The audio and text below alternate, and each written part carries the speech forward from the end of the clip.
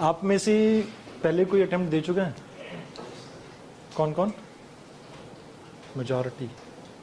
ठीक है, थोड़ा बहुत तो आपको इन्वायरमेंट के बारे में पता ही होगा। थोड़ा आज हम डिस्कस करने वाले हैं, थोड़ा देखते हैं ये सब्जेक्ट हम कैसे कवर करने वाले हैं, क्या क्या सोर्सेज रहेंगे और किस तरह से हम इस क्लास से मैक्सिमम आउटपुट ले सकते हैं। ठीक है, पहली चीज़, आप सभी को मेरे हैंड रिटन हैंडआउट्स मिलेंगे इस क्लास के बाद। जैसे जो भी पहली क्लास होगी, पहला टॉपिक खत्म होने के बाद जो हैंडआउट्स वगैरह होंगे आपको वो सब मिलेंगे। हैंडआउट्स के साइड में और बॉटम पे मैंने मार्जिन छोड़े हैं, वो दो चीज़ों के लिए है। साइड में जो मार्जिन छोड़े हैं वो करंट अफेयर्स के लिए है। मान लीजिए कोई स्पीशीज़ है आपकी, मैंने आपको एक जगह पर इन्वेसिव एलियन स्पीशीज़ और बाकी चीज़ों के बारे में डिस्कस किया जैसे, तो उसके बाद मान लो कोई ऐसी स्पीशीज़ है जो न्यूज़ में रही है। अमूमन आप क्या करते हो, करंट अफेयर की मैगजीन उठाते हो और वहाँ से पढ़ते हो। हमने ऐसा नहीं करना है, जो सब्जेक्ट का टॉपिक है ना जहाँ, वहाँ पर उसे मेंशन करेंगे। इससे मैक्सिमम आउटपुट कैसे आएगी? मान लो कई बार यूपीएससी आपसे क्वेश्चन पूछती है, आपने एक जून मंथ में पढ़ी, एक मई में पढ़ी और एक पता नहीं कब जाके पढ़ी, और बीच में इतना गैप आ जाता है कि वो जब हम बाकी चीजें पढ़ रहे होते हैं तो इवेंचुअली वो चीज छूट जाती है और पेपर में पूछी जाती है। हमारे को ऐसा लगता है ये पढ़ी तो थी, बट एक्चुअल में उसे हम याद नहीं रख पाते। प्रॉब्लम आती है जिन्होंने पहले अटेम्प्ट दे रखे हैं, यस और नो? इस चीज को दूर करने के लिए एक सोल्यूशन यही है कि जो भी टॉपिक मैं पढ़ाऊंगा उसके साइड में मार्जिन है, उसको वहां पर लिखिए, पहली चीज। दूसरी चीज, अब नीचे मार्जिन क्यों है? मान लीजिए आप कोई एक्स्ट्रा बुक पढ़ते हैं, जैसे हमारे जो बुकलेट सेट मिलेगा आपको, आप उसमें से एक बुक पढ़ी, इन्वायरमेंट टॉपिक था उसका, लाइक मैंने आपको पढ़ाया इकोसिस्टम एंड ऑल, इस सभी के बारे में। तो वहां पर बॉटम में जो जगह छोड़ी है, मान लो वैसे तो कोई ऐसा पॉइंट होगा नहीं, बट फिर भी कोई एक आधा पॉइंट आपको ऐसा मिलता है, आप कोई एक्स्ट्रा बुक पढ़ रहे हो, वहां से वो पॉइंट मिलता है, तो आपने उस चीज को वहां पर अपने नोट्स में अपडेट करना है। बिकॉज आप क्या करते हो कि मैंने क्लास नोट्स अलग बनाए, बुक के नोट्स अलग बनाए, कभी उन्हें एक साथ पढ़ता ही नहीं हूं। एक जगह एक चीज पढ़ी, दूसरी जगह दूसरी चीज पढ़ी, कॉन्ट्राडिक्शन वहां पर आएगा। मान लो एक जगह किसी ने कुछ लिखा है, मतलब शंकर आईएएस आपने पढ़ी होगी किताब, उसमें कई बार फ्रिक्वेंटली आपको गलतियां भी मिल जाती हैं। तो एक जगह आपने कुछ पढ़ा, क्लास में कुछ पढ़ाया था, कॉन्ट्राडिक्शन हुआ, आप फिर उसको लिखते हो तो आपको लगता है कि यार ये सही था वो सही था, और पेपर में अगर उसके ऊपर स्टेटमेंट आती है तो फिर आपका क्वेश्चन वहां पर भी गलत होने के चांसेस है। तो कोशिश करो जो भी मैं आपको हैंडआउट्स वगैरह दूंगा उनके नीचे बॉटम में जगह है, आप उसको वहां पर लिखने स्टार्ट करना। ठीक है, पर्टिकुलरली मैं मेरे सब्जेक्ट की बता रहा हूं, बाकियों के हैंडआउट्स कैसे रहेंगे वो उनके अकॉर्डिंगली होंगे। ठीक है, अब आप में से किस किस को पता है इकोलॉजी और इन्वायरमेंट के बीच में एक बेसिक डिफरेंस होता है? क्या होता है? What is environment?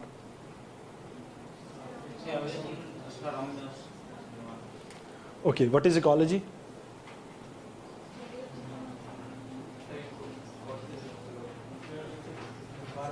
अच्छा चलो ये छोड़ो, इस क्वेश्चन के बारे में थोड़ी देर में बात करते हैं। मेरे को ये बताओ, इन्वायरमेंट टॉपिक कब यूपीएससी ने इंट्रोड्यूस किया था आपके सिलेबस में?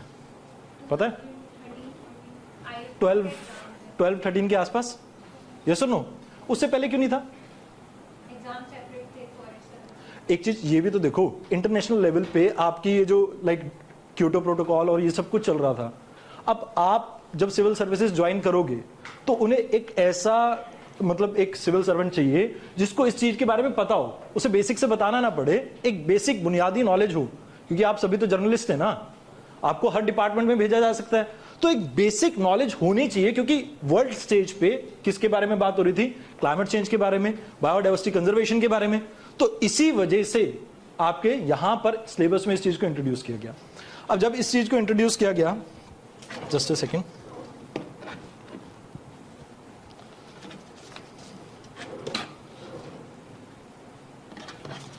एक बारी बाहर से ऑफिस बॉय को बुलाना, कोई भी एक जाकर।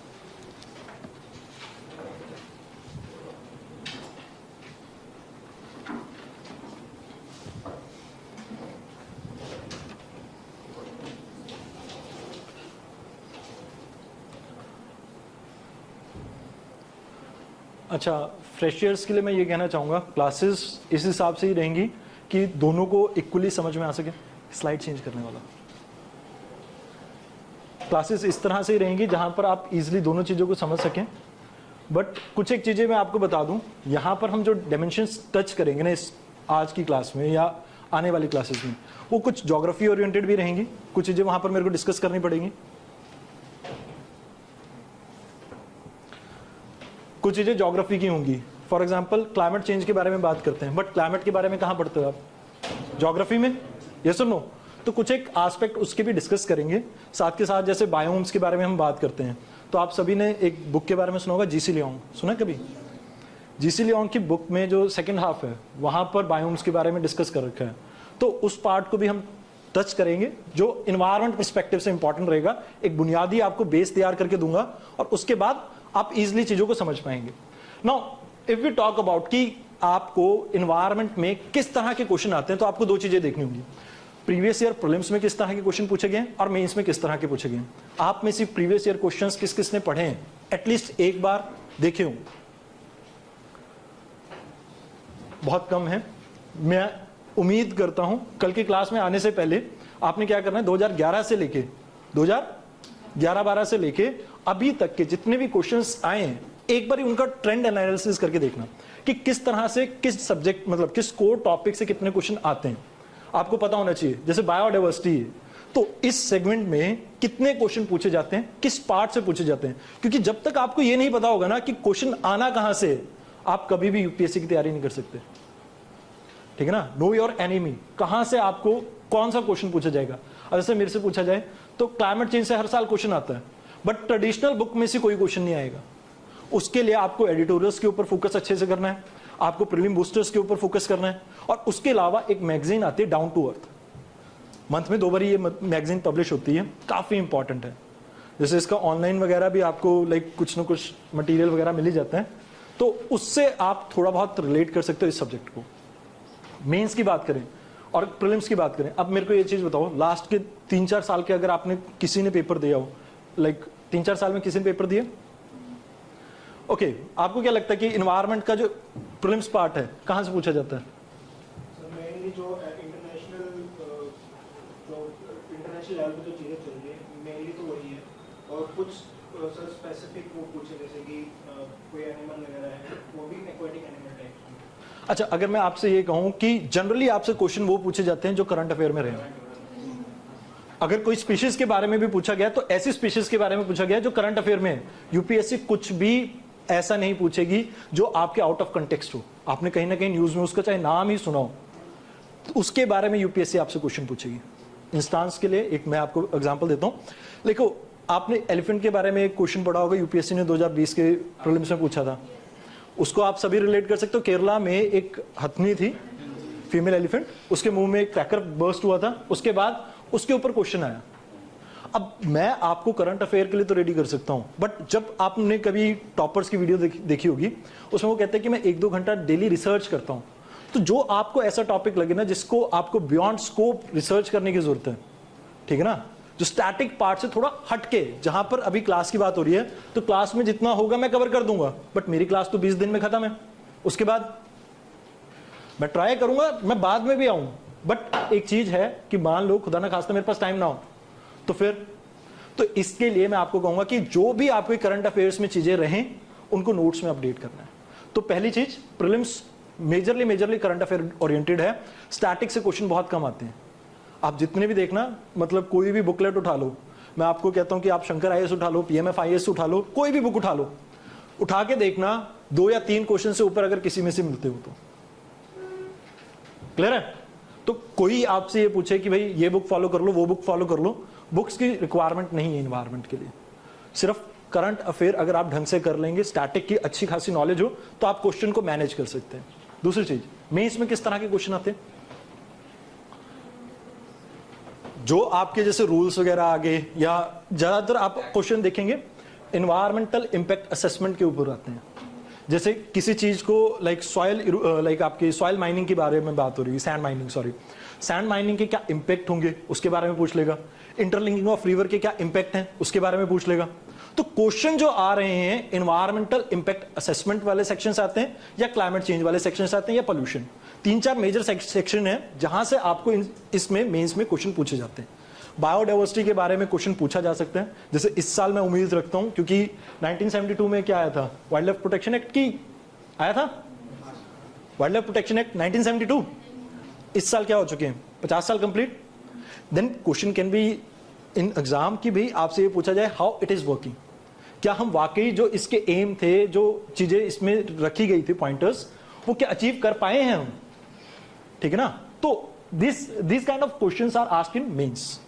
अब मेंस में जो मैं आपको मटेरियल दूंगा वो सफिशिएंट तो है, बट इसमें एक चीज आती है कि आप एडिटोरियल डिस्कशन सुमित सर की सुनते होंगे मैक्सिमम। उस डिस्कशन में अगर कोई भी इन्वायरमेंट सेक्शन से कोई भी आर्टिकल सर डिस्कस करते हैं, मेक श्योर अपने नोट्स में उसको डालो। अभी तक के तो मैं डाल दूंगा, बट मेरे जाने के बाद 20 दिन बाद आपने ये चीज खुद से करनी है। मेक श्योर ये हैबिट हो आपकी। कई लोग कहते हैं कि सर एडिटोरियल के नोट्स कैसे बनाने हैं। आप एक बारी मेरे नोट्स देख लेना जो मैं आपको दे रहा हूं, आपको समझ में आ जाएगा कि नोट्स में आपको पूरी लाइंस लिखने की जरूरत नहीं है, पॉइंटर्स भी लिख लोगे उससे भी काम चल जाता है। क्लियर है? Now if you talk about prelims का ट्रेंड एनालिसिस, तो आप एक चीज देखिए, लगातार ये जो सब्जेक्ट है इंपॉर्टेंट होता जा रहा है। ऑलमोस्ट 1/5 पेपर आपका, जैसे इस साल भी 19 क्वेश्चन आए हैं, 19 क्वेश्चन। अब गिव एंड टेक है, कई लोग इसको ज्योग्राफी में भी कुछ क्वेश्चंस को काउंट करते हैं, बट मैं मान रहा हूं कि 19 क्वेश्चन आए हैं। 19 क्वेश्चन का मतलब almost 1/5 of your exam. 100 question है, उसमें से 20 क्वेश्चन इसमें से लगभग। अब एक चीज बताओ, 20 क्वेश्चन की अगर आप तैयारी नहीं करोगे ढंग से, तो क्या एग्जाम क्लियर हो सकता है? एटलीस्ट इसमें हम कोशिश करें कि 70 से 80% क्वेश्चन ठीक हो जाए, क्योंकि ज्यादातर क्वेश्चंस के आपको मैं अगर आपने मेरी प्रीवियसली वीडियोस वगैरह भी देखी हो यूट्यूब पे, तो मैं हमेशा आपको ये चीजें बताता रहता हूं कि ये जो चीजें हैं जो आपको करंट अफेयर में इन टॉपिक्स के ऊपर फोकस करना चाहिए। तो अगर आप इन टॉपिक्स के ऊपर फोकस करोगे तो डेफिनेटली 70 से 80% क्वेश्चन इसमें से ठीक हो सकते हैं। बट है बहुत इंपॉर्टेंट, क्योंकि आप ये देखिए कि बात करें पॉलिटी की इस बार कितने क्वेश्चन थे? 10-11? ये सुनो। ज्योग्राफी की बात करें, ज्योग्राफी के कितने थे? 5-6, 8 लगा लो मैक्सिमम, 8 मैक्सिमम। और आप modern India history, one of the biggest pillar कहा जाता था, कभी तो इसे 10 क्वेश्चन आते थे, 12 क्वेश्चन आते थे, लोग स्पेक्ट्रम रट के जाते थे। अब ये बताओ, स्पेक्ट्रम में से क्वेश्चन नहीं आ रहे, कहां से आ रहे हैं? फिर मैं उसका भी एग्जाम्पल दे सकता हूं आपको। देखो लास्ट ईयर एक क्वेश्चन था, लास्ट ईयर एक क्वेश्चन था ग्रीमाथास के ऊपर, जहाजीज कम्युनिटी के ऊपर, इंडेंचर्ड लेबर्स के ऊपर, पढ़ा था? यूपीएससी में प्रीलिम्स में क्वेश्चन था। गवर्नमेंट ने जहाजी कम्युनिटी के लिए एक सर्विस स्टार्ट की थी कि आप आओ अपने देश में विजिट करो, देश को घूमो। अब वहां से उठा के इन्होंने क्या क्वेश्चन पूछा, क्या गांधी जी ने इंडेंचर्ड लेबर्स के लिए कोई काम किया था? एक स्टेटमेंट थी उसमें। तो ये इन चीजों को अगर आप सोचो तो करंट अफेयर से ही आएंगी। तो यहां पर आपने क्या करना है, देखो मेजॉरिटी क्वेश्चन आ रहे हैं, बट इसमें आपको सोर्सेज के ऊपर खासा ध्यान करना है। Now if we talk about mains में मैं आपको बता चुका हूं ऑलमोस्ट 2 से 3 क्वेश्चन आते हैं, बट क्या ये जीएस पेपर 3 में ही आते हैं? GS paper 1, if we talk about geography में डेजर्टिफिकेशन के ऊपर एक क्वेश्चन आया था 2020 में, आई गेस आया था। अगर देखा हो, वैसे तो उम्मीद कम है आप में से मेंस के पेपर किसी ने देखे, किसे देखे? 2020 में एक क्वेश्चन पूछा गया था अबाउट दी डेजर्टिफिकेशन। अब डेजर्टिफिकेशन का कॉन्सेप्ट जो है, डेजर्टिफिकेशन से रिलेटेड जो कुछ पॉइंटर्स हैं, जैसे हम कन्वेंशंस वगैरह के बारे में बात करते हैं, वो कहां पर देखते हैं हम? एनवायरमेंट सेक्शन में। बट इसके कॉजेज जो है डेजर्टिफिकेशन के, वो कहां पर देखते हैं हम? ज्योग्राफी में। तो ये ना सोचो कि एनवायरमेंट को आपने सिर्फ जीएस पेपर 3 के लिए तैयार करना है, एक आधा क्वेश्चन तो आपको ज्योग्राफी सेक्शन में भी इससे मिलता जुलता मिल जाएगा। अब सिलेबस के बारे में अगर बात करें, यूपीएससी बहुत चंट है भाई साहब, इसने 3 ही टर्म दिए हमें। 3 टर्म क्या है? पहले conservation. Why conservation is important? इतनी जरूरी क्यों है? चलो मान लिया रिसोर्सेज लिमिटेड है, लिमिटेड क्यों है? पहले यही रिसोर्सेज बहुत ज्यादा लगते थे, क्या पॉपुलेशन बढ़ती जा रही है? बिकॉज ऑफ पॉपुलेशन वही रिसोर्सेज आज क्या हो गए? लिमिटेड हो गए। बट इसका भी इंपैक्ट कब से देखने को मिला हमें ज्यादा? पोस्ट इंडस्ट्रियल रेवोल्यूशन, ठीक है ना? इंडस्ट्रियलाइजेशन हुआ, उसके बाद रिसोर्सेज का एक्सप्लॉयटेशन स्टार्ट हुआ। आप देखेंगे 1750 के आसपास से इंडस्ट्रियलाइजेशन आती है, वर्ल्ड वॉर 1 आती है, 2 आती है, 2 के इमीडिएटली बाद एक ऑर्गेनाइजेशन बनती है, उसका नाम था IUPN। सुने कभी नाम? IUPN आगे चलकर IUCN बनता है 1956 के आसपास। तो वो 48 में क्यों बनी? क्योंकि एक इंडस्ट्रियल रेवोल्यूशन का इंपैक्ट था और दूसरा वर्ल्ड वॉर आया। वर्ल्ड वॉर के टाइम पे इतना लार्ज स्केल डिस्ट्रक्शन देखने को मिला वर्ल्ड में कि उसके बाद हमें समझ में आया कि हमें नेचर को प्रोटेक्ट करना है। अब प्रोटेक्ट तो करना था, ह्यूमन इंपैक्ट देखने लगे, फिर हमें समझ में आया कि भैया प्रोटेक्ट करना मुश्किल है, हम इसे अगर कंजर्व कर सके, संजो ही सके, तो वो ही बहुत है हमारे लिए, क्योंकि जितना हम बिगाड़ चुके हैं अगर उसी को कंजर्व कर लें, प्रोटेक्ट का तो मतलब है कि बिल्कुल ह्यूमन एक्टिविटी बंद कर दो, तभी प्रोटेक्ट कर सकते हैं, यस और नो। बट कंजर्व का मतलब है ठीक है, एक लिमिटेड आपको एक स्फेयर दिया है, उसमें आप काम करते रहिए, बट ज्यादा इंपैक्ट ना देखने को मिले इन्वायरमेंट पे। Now environmental pollution and degradation, अब ये एक मेजर प्रॉब्लम क्यों है? Why UPSC particularly point out at this particular point? Environmental pollution and degradation, क्यों? Why this particular topic? आप एक चीज बताइए, वर्ल्ड की टॉप 20 पोल्यूटेड सिटीज में से 13 कहां पर है? वर्ल्ड की मोस्ट पोल्यूटेड रिवर्स में से पहली और दूसरी रिवर कहां पर है? तो बट ऑब्वियसली इसके ऊपर टॉपिक पे बनना है, क्योंकि देखो आप आगे चलकर फ्यूचर में किसी भी सर्विसेज को ज्वाइन करेंगे, मान लो आपको लाइक मिल गया IAS कैडर, आप हो सकता है मिनिस्ट्री ऑफ एनवायरनमेंट के साथ काम करें, तो आपको पता होना चाहिए ना। अब जैसे अगर आपको ये चीजें नहीं पता होंगी कि कैसे हम इसके लिए काम कर सकते हैं, तो बट ऑब्वियसली जब आप सिविल सर्वेंट बनेंगे तो आपके अंदर वो कैलिबर नहीं होगा, तो तभी वो डिबेट स्टार्ट होती है जर्नलिस्ट और स्पेशलिस्ट की। फिर कहते हैं कि भाई स्पेशलिस्ट को लेके आओ, फिर गवर्नमेंट लेटरल एंट्री करवाती है, अपने चाहिए को लेके आ जाती है। तो दिस इज द थिंग। अगला environmental impact assessment, this is the major part. इसके ऊपर आपको अमूमन हर साल 1 या 2 क्वेश्चन मेंस में दिखेगा ही दिखेगा। अब जैसे अगर हम बात करें, चमोली में अभी पीछे एक इंसिडेंट हुआ था, ठीक है ना, अब वो किसकी वजह से हुआ था? एनवायरमेंटल डिग्रेडेशन कह सकता हूं मैं। वहां पर डेवलपमेंट प्रोजेक्ट चल रहा था, एक डैम बन रहा था, डैम जो था वो एक फर्जाइल एरिया पे बन रहा है, क्योंकि जो आपका चाहे वेस्टर्न घाट की बात करें, चाहे जो नॉर्दर्न हिमालयाज हैं उनकी बात करें, दोनों एरिया बहुत फर्जाइल है। अगर बात करूं मैं केरला फ्लड की, केरला फ्लड में भी सेम प्रॉब्लम देखने को मिलती है। वेस्टर्न घाट के बारे में आपने सुना होगा कि 2 कमेटीज बनी थी, एक तो कस्तूरी रंजन और दूसरी गदगिल कमेटी। गदगिल कमेटी और इन्होंने दोनों ने कहा था कि इस एरिया में डेवलपमेंट प्रोजेक्ट्स आपको लिमिटेड रखने होंगे, आप ज्यादा इसके साथ छेड़छाड़ नहीं कर सकते। दोनों ही areas biodiversity point of view से बहुत इंपॉर्टेंट है। अब इतने इंपॉर्टेंट होने के बावजूद गवर्नमेंट वहां पर डेवलपमेंट प्रोजेक्ट कर रही थी, तो उसका रिजल्ट क्या हुआ? चमोली का इंसिडेंट। तो इसी तरह के आपको चीजें देखने को मिलती हैं एनवायरमेंटल इंपैक्ट असेसमेंट में। जैसे केन बेतवा लिंकिंग प्रोजेक्ट है, इसके बारे में कभी पूछा नहीं गया, और ना ही एक प्रोजेक्ट है आपने सुना होगा चीता का री इंट्रोडक्शन। आपको लगता है चीता का री इंट्रोडक्शन करना चाहिए? क्यों?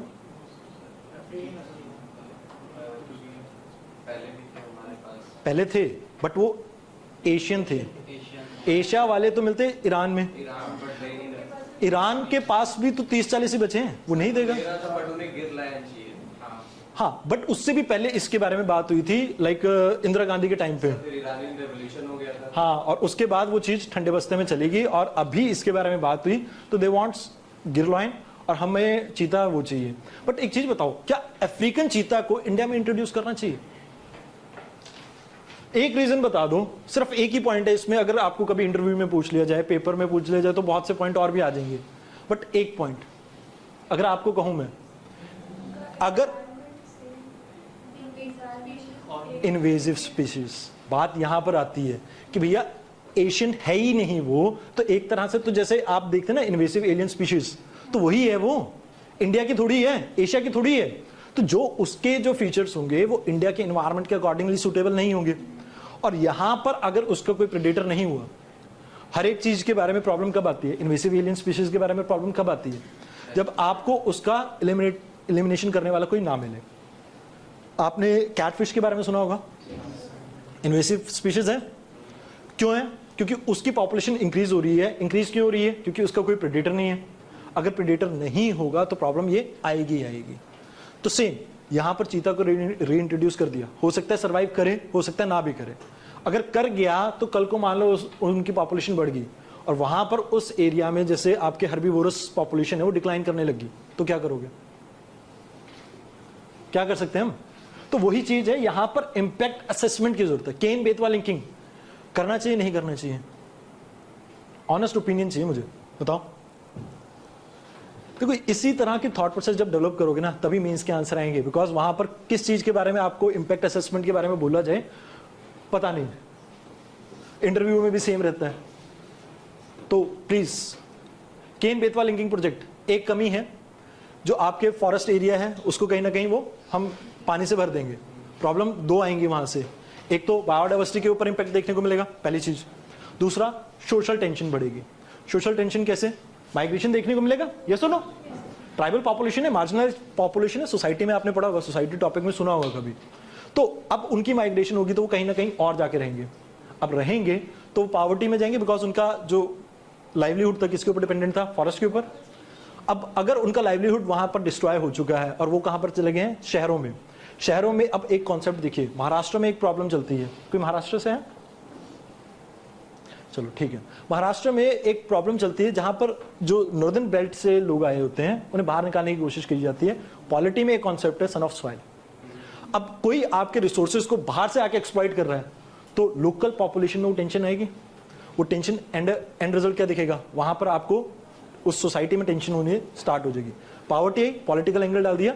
सन ऑफ सॉइल का कॉन्सेप्ट, रिसोर्सेज लिमिटेड है, people will try to defend their resources, peoples के बीच में क्या होगा? Clash. Now I can link this with the unity part. कैसे? अब लोगों में क्लैश होगा तो जैसे महाराष्ट्र में हुआ कि यूपी और इनके बीच में, महाराष्ट्र के बीच में क्लैश हुआ, बिहार वाली पॉपुलेशन। अब लोगों के बीच में एक दूसरे को लेके अगर नफरत आएगी तो can it harm the unity of India? अब एक चीज बताओ, आप में से कितने लोगों के दिमाग में केन बेतवा लिंकिंग प्रोजेक्ट को आप ऐसे लिंक कर सकते थे, ये दिमाग में आया होगा? बताओ। अब एक और पॉइंट पॉलिटी का मैं ऐड कर सकता हूं। आर्टिकल 262 क्या कहता है कॉन्स्टिट्यूशन का? 262 है या 3, एक बार चेक कर लेना। It talks about interstate river. Interstate river के बारे में सुना? अब केन बेतवा लिंकिंग प्रोजेक्ट कहां की एक रिवर? एक यूपी साइड और दूसरा मध्य प्रदेश। अब मध्य प्रदेश और यूपी के बीच में मान लो कल को सेम गवर्नमेंट नहीं होती है, क्लैश स्टार्ट हो जाता है। जैसे हम लाइक हरियाणा और पंजाब के बीच में देखते हैं सतलुज यमुना लिंकिंग प्रोजेक्ट, बहुत सालों से चला आ रहा था, रुक गया, इन्वेस्टमेंट करी, वो सारा पैसा बर्बाद हो गया। तो पॉलिटिकल टेंशन वहां से भी तो क्रिएट हो सकती है, यस और no? Divide, balkanisation of nation, तो वो भी तो एक प्रॉब्लम आ सकती है। इकोनॉमिक एंगल ले लेते हैं। अब एक चीज बताओ, इकोनॉमिक एंगल, इतना पैसा खर्च होगा, यूपी बिहार के पास तो वैसे ही पैसों की कमी रहती है, मध्य प्रदेश के पास भी कमी रहती है, और इस प्रोजेक्ट से अगर जितना पैसा वो लगा के क्या उतना रेवेन्यू आ पाएगा? क्योंकि यूपी में अगर बात करें बुंदेलखंड वगैरह एरिया में हम कह सकते हैं कि लाइक पानी की थोड़ी किल्लत है। सुप्रीम कोर्ट के आदो में इसके एंड उसमें बताऊंगा कि सुप्रीम कोर्ट ने भी ये वर्डिक्ट दी थी कि पीने की पानी की टेंशन हो तो आपको किस चीज के ऊपर फोकस करना चाहिए कि लोगों को पानी प्रोवाइड हो, तब आप ये चीजें कर सकते हैं। जैसे कावेरी रिवर में जजमेंट आई थी सुप्रीम कोर्ट की, अंडर आर्टिकल शायद 143 यूज किया था इसमें सुप्रीम कोर्ट ने, एक बार चेक कर लेना। तो ये चीजें जो हैं आपकी, ये जो पॉइंट्स हैं, मैं आपको ये समझाना चाहता हूं कि जब आप किसी भी एस्पेक्ट को टच कर रहे हैं एनवायरनमेंट के, डू नॉट फॉरगेट आप हर एक पॉइंट को टच कर सकते हैं। जैसे सोसाइटी एस्पेक्ट को टच कर सकते हैं, आप एनवायरमेंटल डिग्रेडेशन वगैरह पॉइंट को टच कर सकते हैं। सेम चीज आप पॉलिटिकल एंगल्स को भी टच कर सकते हैं, ज्योग्राफिकल एंगल्स को भी टच कर सकते हैं। फॉर एग्जाम्पल आप मध्य प्रदेश महाराष्ट्र का एग्जाम्पल है कोयना डैम के बारे में, कोयना डैम के बारे में सुना होगा, कोयना नगर वाला इंसिडेंट। क्या था वहां पे? एक रिजर्वायर क्रिएट किया हमने।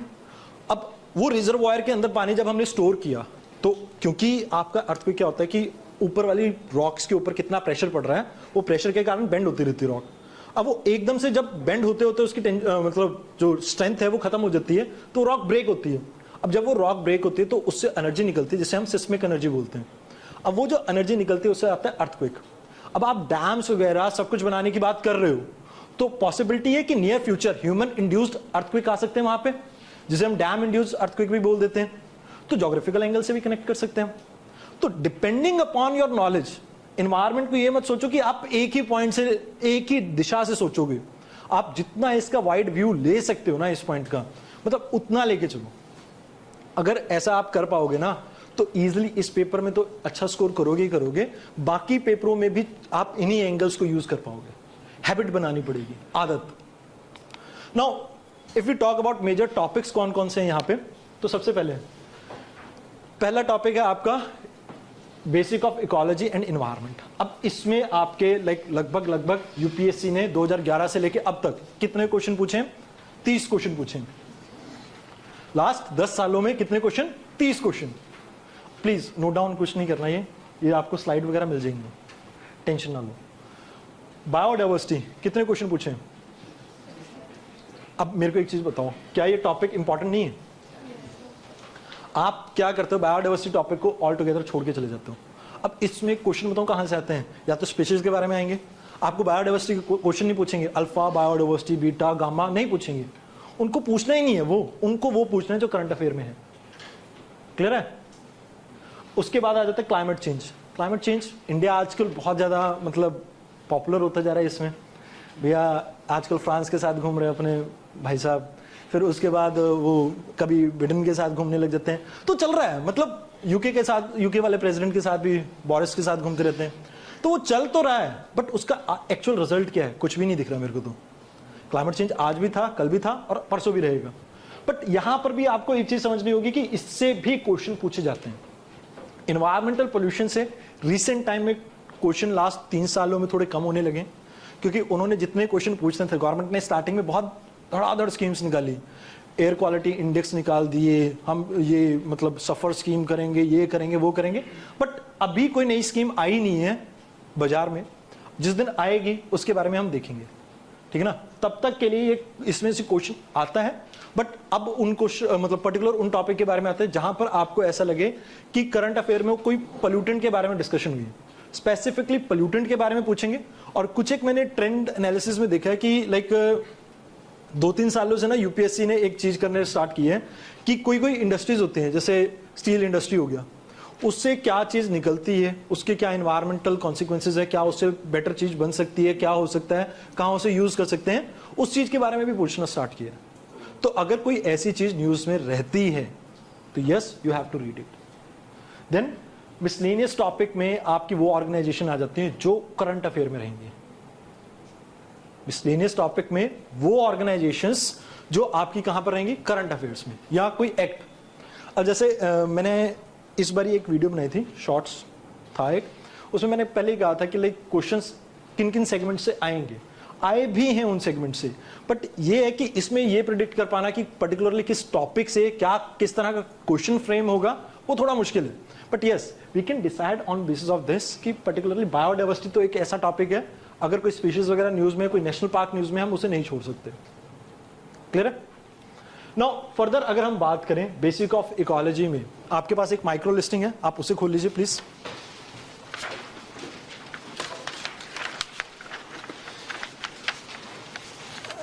तो यहां पर अगर हम बात करें इकोलॉजी टॉपिक में, देखो आपको ऑलमोस्ट जितनी डिटेल हो सकती थी ना इस टॉपिक की, वो सभी टॉपिक मेंशन किए गए।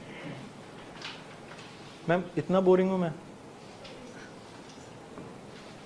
चलो ठीक है, हो सकता है थोड़ा बोरिंग हूं, बट अभी मैं आपको ये बताना चाहूंगा कि इसमें इकोलॉजी और इकोसिस्टम में लगभग मैंने सारे टॉपिक कवर करने की कोशिश की है, मैक्सिमम डाइवर्स सोर्सेज को यूज करके।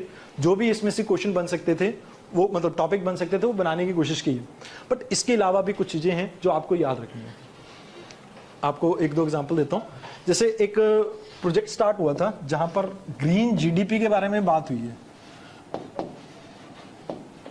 ग्रीन जीडीपी कभी सुने ये टर्म? उत्तराखंड में स्टार्ट हुई है। ग्रीन जीडीपी मतलब हम ये देख रहे हैं कि कितनी जो आपके एसेट्स वगैरह हैं, बायोडाइवर्सिटी वगैरह है, उसकी क्या वैल्यूएशन है।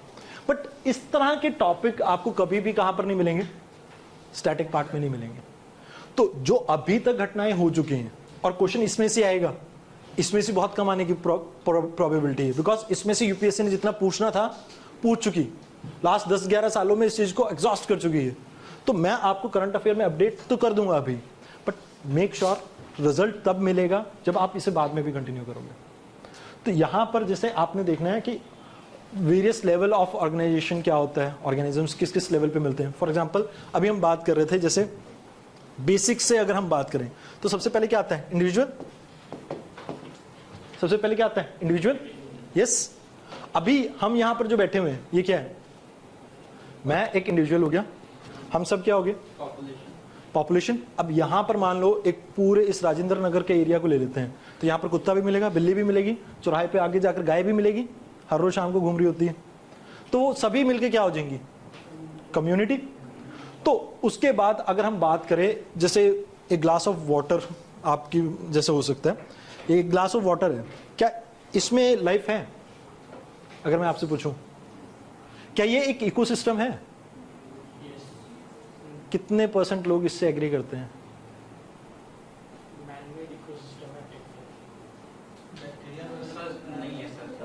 अब मेरे को एक चीज बताओ, अगर इसमें बैक्टीरिया वगैरह है तो मेरे को आरओ लगवाने की क्या जरूरत है? अगर मैं वही पी रहा हूं तो आरओ लगाने की क्या जरूरत है? तो अब बताओ, क्या ये एक इकोसिस्टम है? नहीं है सर। फ्रेश वाटर ड्रॉपलेट जो आपकी रेन की आती है, अभी अभी होके हटी है, क्या वो एक इकोसिस्टम है? जब तक वो जमीन पे नहीं गिरा है तब तक तो नहीं है। जब वो जमीन पे गिरेगा, बैक्टीरिया वगैरह माइक्रो ऑर्गेनिजम्स उसमें मिलेंगे, उसके बाद हो सकता है। तो एक चीज आपने ध्यान रखना है कि क्या इकोसिस्टम है। इकोसिस्टम एक बूंद भी हो सकता है, हमेशा आपको टीचर लिखवा के चले जाते हैं it can be a droplet of water, but वो वाटर कहां से है? डिस्टिल्ड वाटर है तो नहीं है। अगर वो एक्वागार्ड का या किसी उसका पानी है तो नहीं है वो। डिपेंडिंग अपॉन दैट आपको ये चीज पता होनी चाहिए कि ecosystem can be a vast range of thing. आप पूरे इस क्लासरूम को भी एक इकोसिस्टम मान सकते हो, बिकॉज यहां पर अभी भी माइक्रो ऑर्गेनिजम्स वगैरह सब होंगे। इसके अलावा आप एक बूंद में भी एक इकोसिस्टम को देख सकते हैं। एक इंसान में भी अपने आप में एक इकोसिस्टम है। क्या मैं ये कह सकता हूं? कैसे? गट में आपके बहुत सारे वो होते हैं बैक्टीरियाज एंड ऑल, जो डाइजेशन में भी हेल्प करते हैं। उसके अलावा पेट में राउंड वॉर्म वगैरह तो आम है, क्योंकि हम खाते बहुत अच्छा है। वो भैया की गोलगप्पे खा लेंगे, यहाँ पर रेडी लगा के करते हैं, या मोमोज खा लेंगे, तो चीज़ें चलती हैं। बट वो जो ऑर्गेनिजम्स बैक्टीरिया वगैरह आपके पेट में जा रहे हैं, इट कैन, अगर हम बात करें, इंसान अपने आप में भी एक इकोसिस्टम हो सकता है। क्लियर? तो इकोसिस्टम बहुत वेरी कर सकता है। लाइक दिल्ली अपने आप में एक इकोसिस्टम हो सकता है, इंडिया पूरा अपने आप में एक इकोसिस्टम हो सकता है। तो डिपेंडिंग अपॉन क्या डायमेंशंस हम देख रहे हैं, इकोसिस्टम कैन वेरी। क्लियर है? देन इकोसिस्टम के अलावा ऊपर, इकोसिस्टम से ऊपर क्या आता है? बायोम्स। बायोम्स जहां पर आप देखते हैं कि वेरियस इकोसिस्टम को आप एक साथ जोड़ रहे हैं। बायोम्स में अगर मैं आपको कहूं, सबसे पहला होता है जैसे 0 से लेकर 10 डिग्री नॉर्थ तक आप जाते हैं तो आपको कौन सा बायोम देखने को मिलता है? Equatorial type of climate. इसके अलावा आप अगर थोड़ा ईस्ट की तरफ जाएंगे तो आपको इंडिया टाइप या मॉनसून टाइप ऑफ क्लाइमेट देखने को मिल जाता है। इन सभी के बारे में हम डिस्कस करेंगे, डोंट वरी अबाउट इट।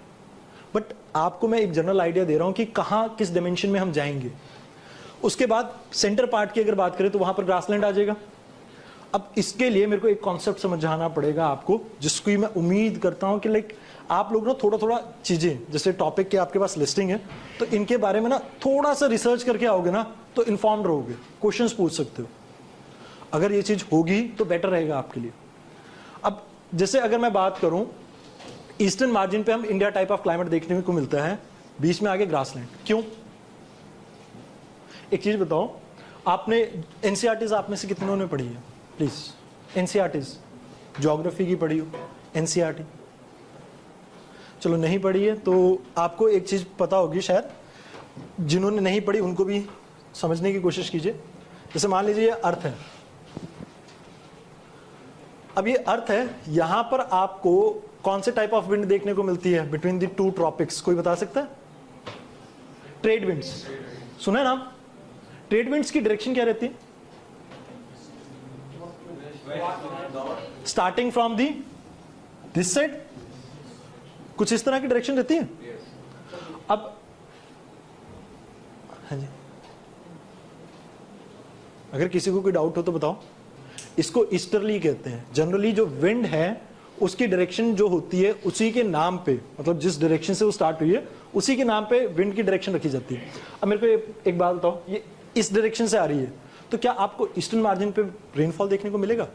ये सुनो, अगर ये एक कंट्री है, मान लो इस साइड से विंड आ रही है, यहां पर ओशन है, मिलेगा? ये सुनो, पानी मॉइस्चर आपके एयर में आएगा, मॉइस्चर आएगा तो वो यहां पर बरसात लेके आएगा।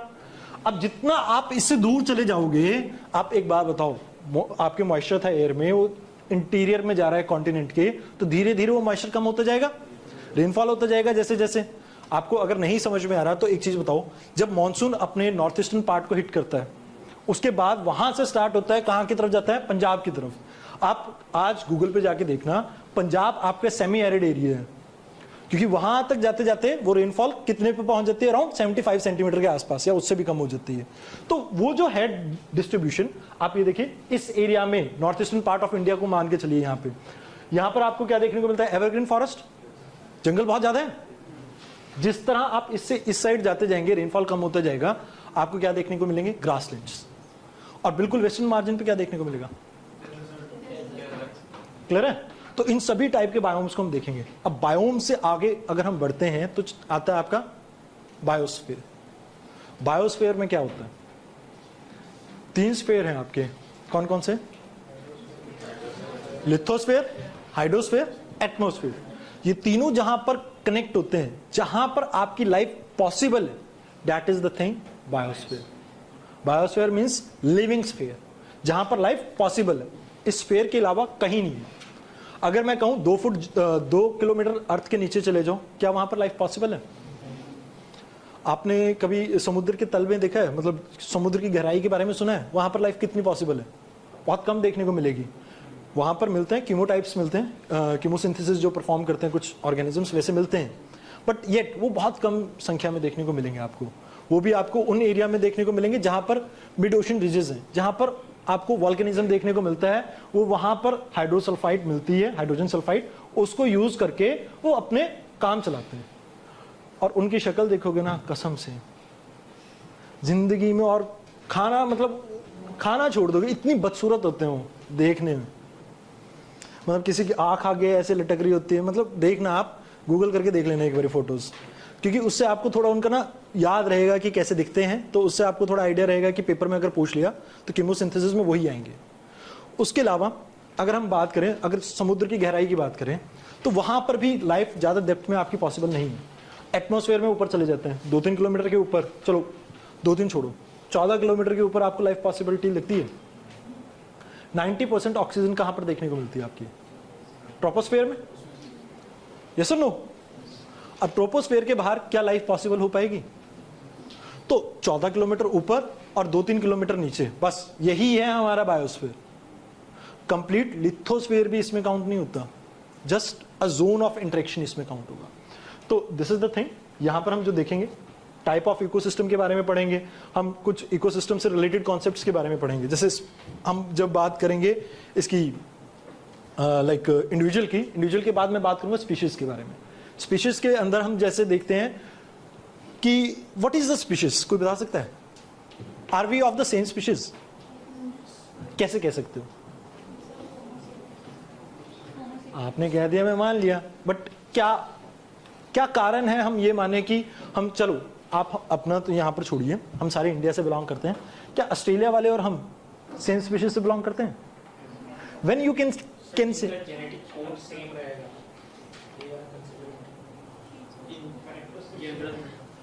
जेनेटिक कोड तो शायद बंदर के साथ भी अपना थोड़ा बहुत मिलता ही है। अब मैं आपको एक चीज बताता हूं, दो स्पीशीज, मतलब दो individuals which can interbreed and produce fertile offspring, मतलब जो इंटरब्रीड कर सकते हैं और उनके ऑफस्प्रिंग क्या हो, फर्टाइल हो, these are known as of the same species, वो सेम स्पीशीज के होंगे। अब आपको एग्जांपल देता हूं, खच्चर के बारे में सुना है, हाँ म्यूल, ठीक है ना, डोंकी एंड हॉर्स, उनकी मेटिंग से बनता है, बट वो आगे फर्टाइल नहीं है। तो mule itself is not a species, तो फर्टाइल भी होना जरूरी है और सेम स्पीशीज के होंगे। तो इससे आपको देखने को मिलेगा कि like they can interbreed. For example, आपने पेंगोलिन्स के बारे में सुना होगा, चाइनीज पेंगोलिन और इंडियन पेंगोलिन्स। अब क्या वो सेम स्पीशीज के हैं?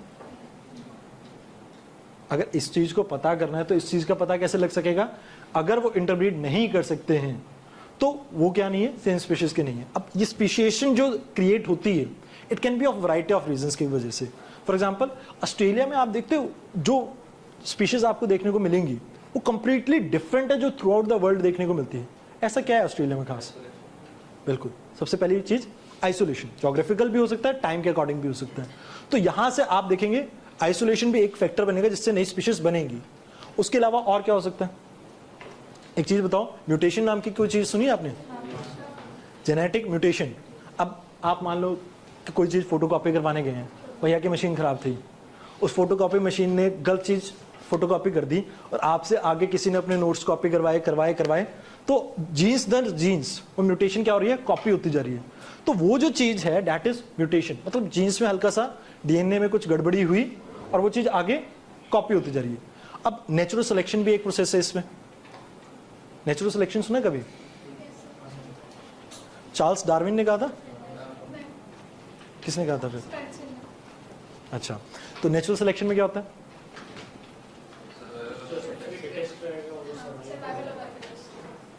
तो ये चार्ल्स डार्विन ने नहीं कहा। हाँ, ओके, तो इसमें क्या होता है, जैसे मान लीजिए एक पर्टिकुलर इन्वायरमेंट में कोई स्पीशीज रह रही है, अगर वो उसके अकॉर्डिंग अडेप्ट नहीं कर पाएगी तो वैनिश हो जाएगी, that is there.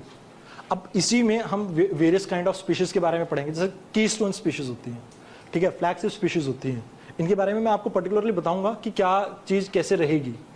For example, आपने कभी फ्लैगशिप स्पीशीज के बारे में सुना है, या कीस्टोन स्पीशीज क्या होती है?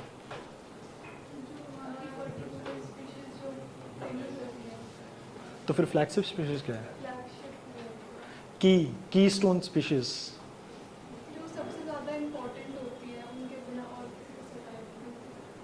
अब एक चीज बताता हूं मैं आपको, आपने टाइगर के बारे में सुना है? टाइगर को हम क्यों प्रोटेक्ट करने की बात करते हैं? Why it's all about tiger?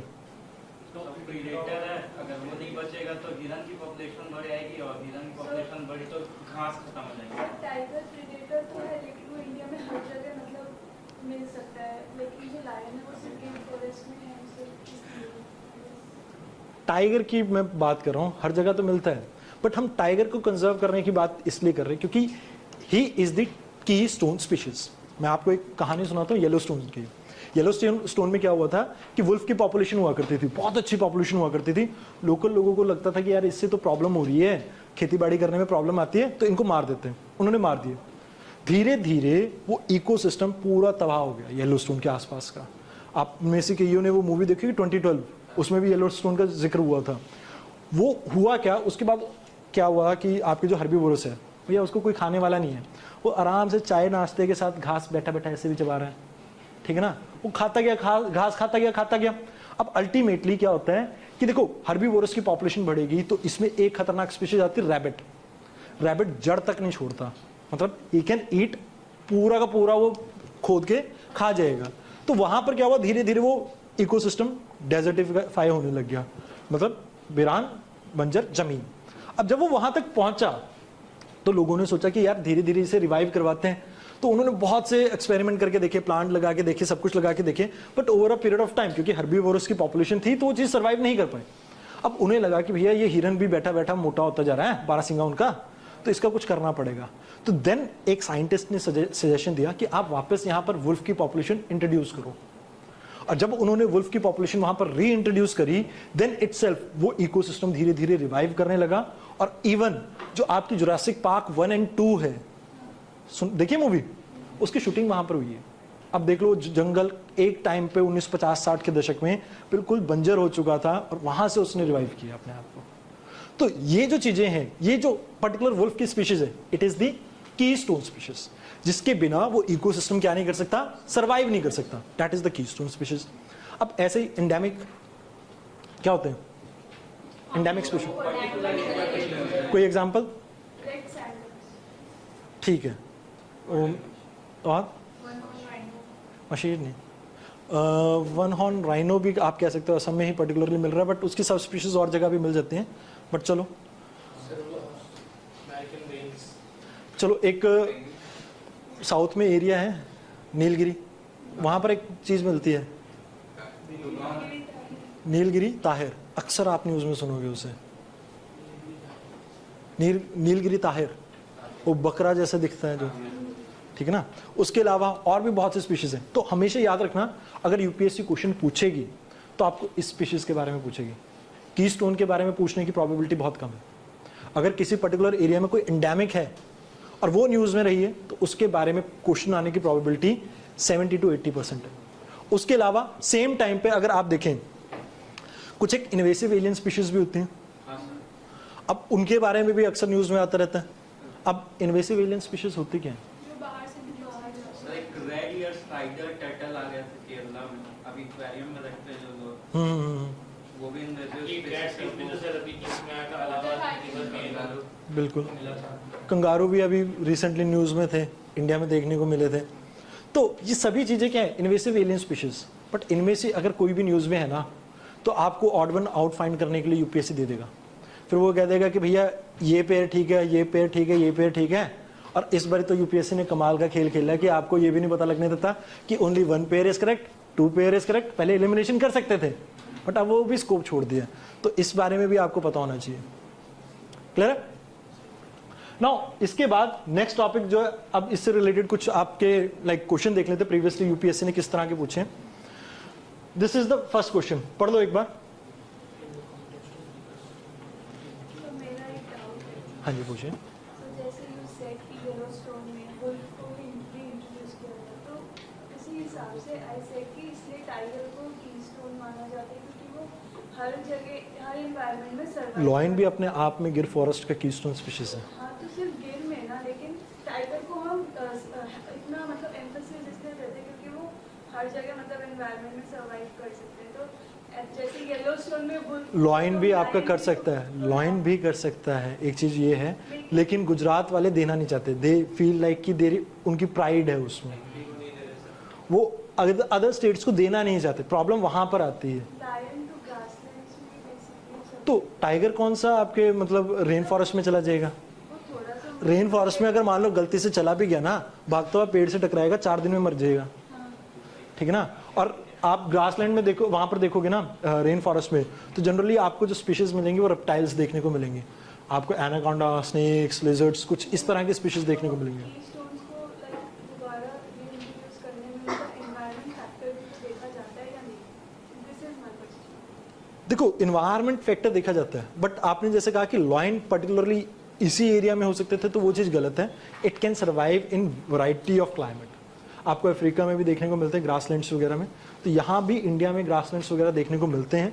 Madhya Pradesh is one of the most suitable place. उसके अलावा आपको आंध्र प्रदेश वगैरह वाले एरिया में भी इस तरह के जंगल देखने को मिल जाते हैं, क्योंकि आंध्र प्रदेश भी मोर और लेस ग्रासलैंड वाला ही एरिया है। और ये जो वेस्टर्न घाट का आपका जो ईस्ट साइड का मार्जिन है, वो भी लगभग ग्रासलैंड टाइप सा एरिया ही देखने को मिलता है। तो वहाँ पर इंट्रोड्यूस कर सकते हैं, but the thing is Gujarat do not want to give it. Gujarat state कहते हैं कि वो हमारी प्राइड है। Now come to this question.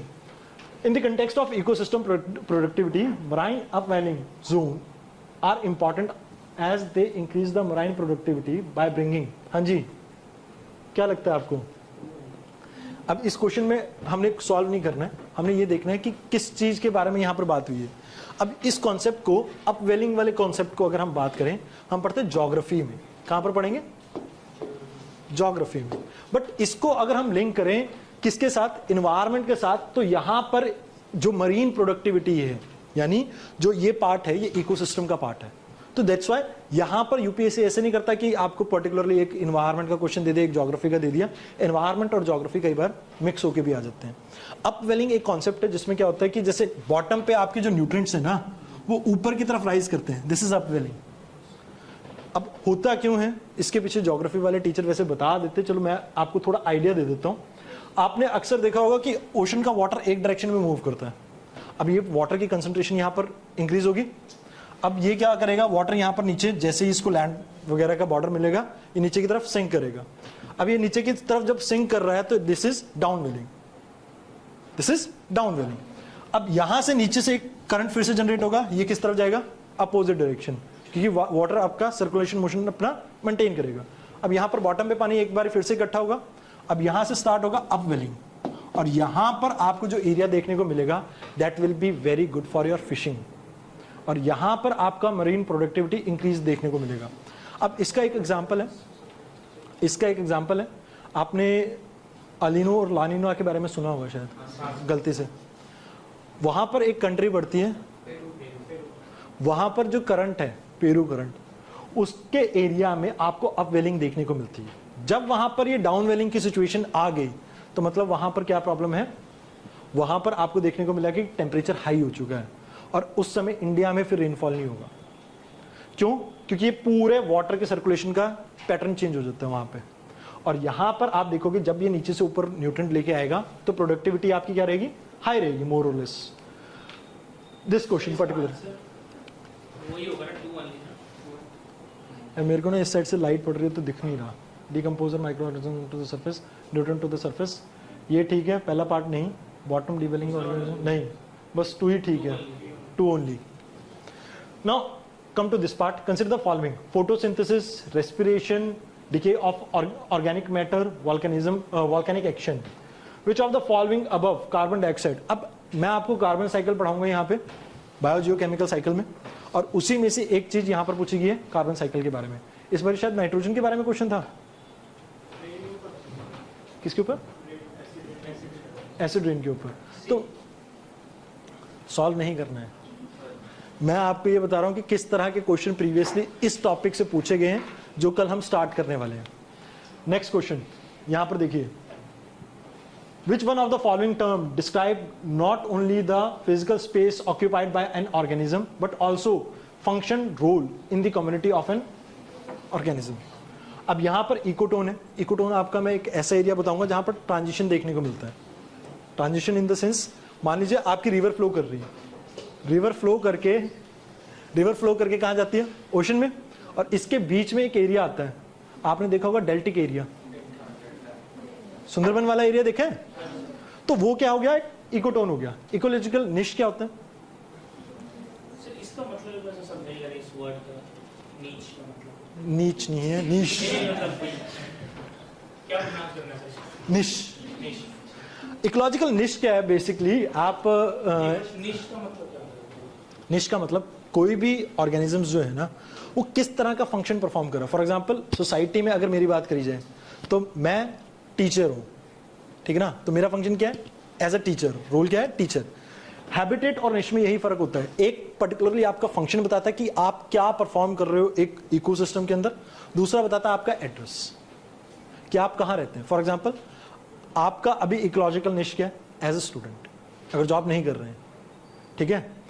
ये पर्टिकुलरली जैसे मान लीजिए कोई स्पीशीज है, आपको एग्जांपल देना चाहूंगा, like polar bear. Polar bear का काम क्या है? पोलर बियर छोड़ो, आप टाइगर का काम ले लीजिए। टाइगर का काम क्या है? टॉप प्रेडेटर, कहीं ना कहीं उसका पूरे इकोलॉजी में बैलेंस बनाना काम है। तो उसका निश क्या है? पूरे आपके उसमें क्या कहते हैं, इकोसिस्टम में एक बैलेंस क्रिएट करना, ताकि हर्बीवोर उसकी पॉपुलेशन राइज ना कर सके। Function of the individual, function okay. But एक चीज याद रखना, जहां पर भी दो चीजों का निश सेम हो गया तो वहां पर स्टार्ट होता है कंपटीशन। जैसे अभी आप सबका निश क्या है? सेम, और यहां पर क्या जनरेट होगा? और इंटरस्पीशीज और इंट्रास्पीशीज दो तरह के कंपटीशन होते हैं। इंटरस्पीशीज मतलब टाइगर और लायन के बीच में चल रहा है, दैट इज इंटरस्पीशीज। इंट्रा में अब आपके बीच में चल रहा है, ये सबसे ज्यादा खतरनाक होता है। ये दूसरा वाला नहीं समझा। इंट्रा स्पीशीज मतलब कि अपनी ही स्पीशीज के अंदर, जैसे एक लाइन के एरिया में दूसरा लाइन आ गया तो वो एक दूसरे को खत्म करके ही दम लेंगे। बट टाइगर और उसके चक्कर में क्या होगा कि एक को शिकार नहीं मिलेगा, फिर दूसरे को नहीं मिलेगा, उस तरह के कंपटीशन में दोनों को लॉस तो होता ही है। बट अल्टीमेटली एक स्पीशीज डिस्प्लेस हो जाएगी और दूसरी वहां पर स्टे करेगी। तो इकोलॉजिकल निश क्या होता है आपका? किसी भी स्पीशीज का पर्टिकुलरली क्या फंक्शन है। तो इसका आंसर वैसे तो बी है, बाकी चीजों के बारे में हम बाद में डिस्कस कर लेंगे। In the grassland tree does not replace the grasses. अब यहां पर एक चीज समझनी होगी कि हमें किसी भी इकोसिस्टम के बारे में बात करेंगे ना, तो ये समझना होगा कि उसकी क्या लिमिटिंग फैक्टर है। अक्सर यूपीएससी इस तरह के क्वेश्चन पूछ लेती है। फॉर एग्जाम्पल अगर मैं बात करूं marine ecosystem, what is the limiting factor you think? आपको क्या लगता है कि लिमिटिंग फैक्टर वहां पर क्या चीज है जो मरीन इकोसिस्टम को बढ़ने नहीं देती? बिल्कुल सही, क्योंकि फोटिक जोन आपका 200 मीटर तक है, उसके नीचे सनलाइट नहीं पहुंचेगी। सनलाइट नहीं पहुंचेगी तो आपको क्या नहीं देखने को मिलेंगे? फाइटोप्लैंक्टन। फाइटोप्लैंक्टन नहीं होंगे तो ऑक्सीजन नहीं होगी, ऑक्सीजन नहीं होगी तो वहां पर जू प्लैंक्टन्स आके उसे खाएंगे भी नहीं। अब जू प्लैंक्टन नहीं होंगे तो फिशेस नहीं होंगी, फिशेस नहीं होंगी तो आगे चलकर वो पूरी पॉपुलेशन, आपका पूरा इकोसिस्टम डिस्ट्रॉय हो सकता है। तो दैट इज व्हाई वहां पर क्या लिमिटिंग फैक्टर हो गया? सनलाइट। सेम ग्रासलैंड में आप मेरे को आप एक चीज बताइए, क्या लिमिटिंग फैक्टर हो सकता है?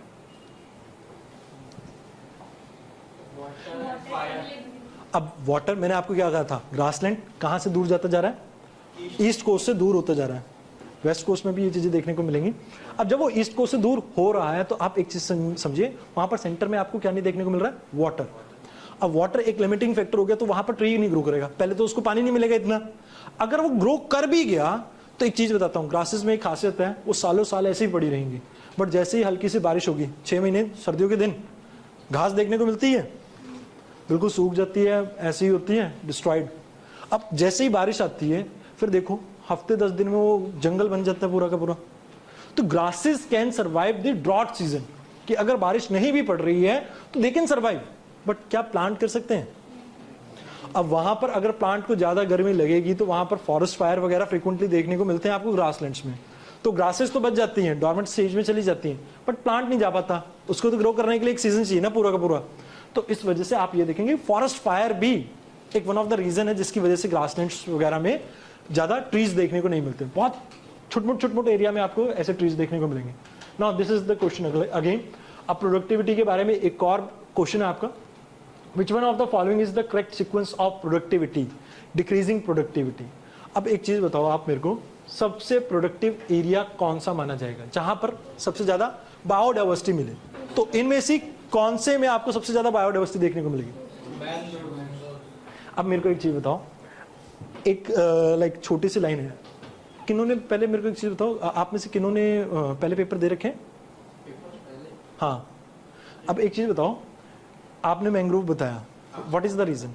सर इकोटोन जोन है वो। बिल्कुल, जहां भी आपको इकोटोन जोन दिखेगा वहां पर सबसे ज्यादा बायोडाइवर्सिटी देखने को मिलेगी, बिकॉज आसपास की जो एरिया है इकोसिस्टम, उन दोनों की जो पॉपुलेशन है वहां पर आ सकती है, और वहां पर अपने आप में भी एज इफेक्ट देखने को मिलता है जहां पर सर्टेन पॉपुलेशन ऑफ बर्ड्स ज्यादा देखने को मिलेगी। तो इसमें से आप ये देखिए सबसे पहले मैंग्रोव्स कहां पर है? ओशन की तरफ आप जाते हैं, बट ओशन में एक चीज बताइए, ओशन बहुत बड़ा है मान लिया, बट इसमें एक जो फैक्टर है, मेरे को ये आप सभी बताना, क्या ओपन ओशन में आपको लाइफ फॉर्म दिखती ज्यादा? क्यों क्यों वहां पर लाइफ फॉर्म नहीं है? क्योंकि जमीन नहीं है।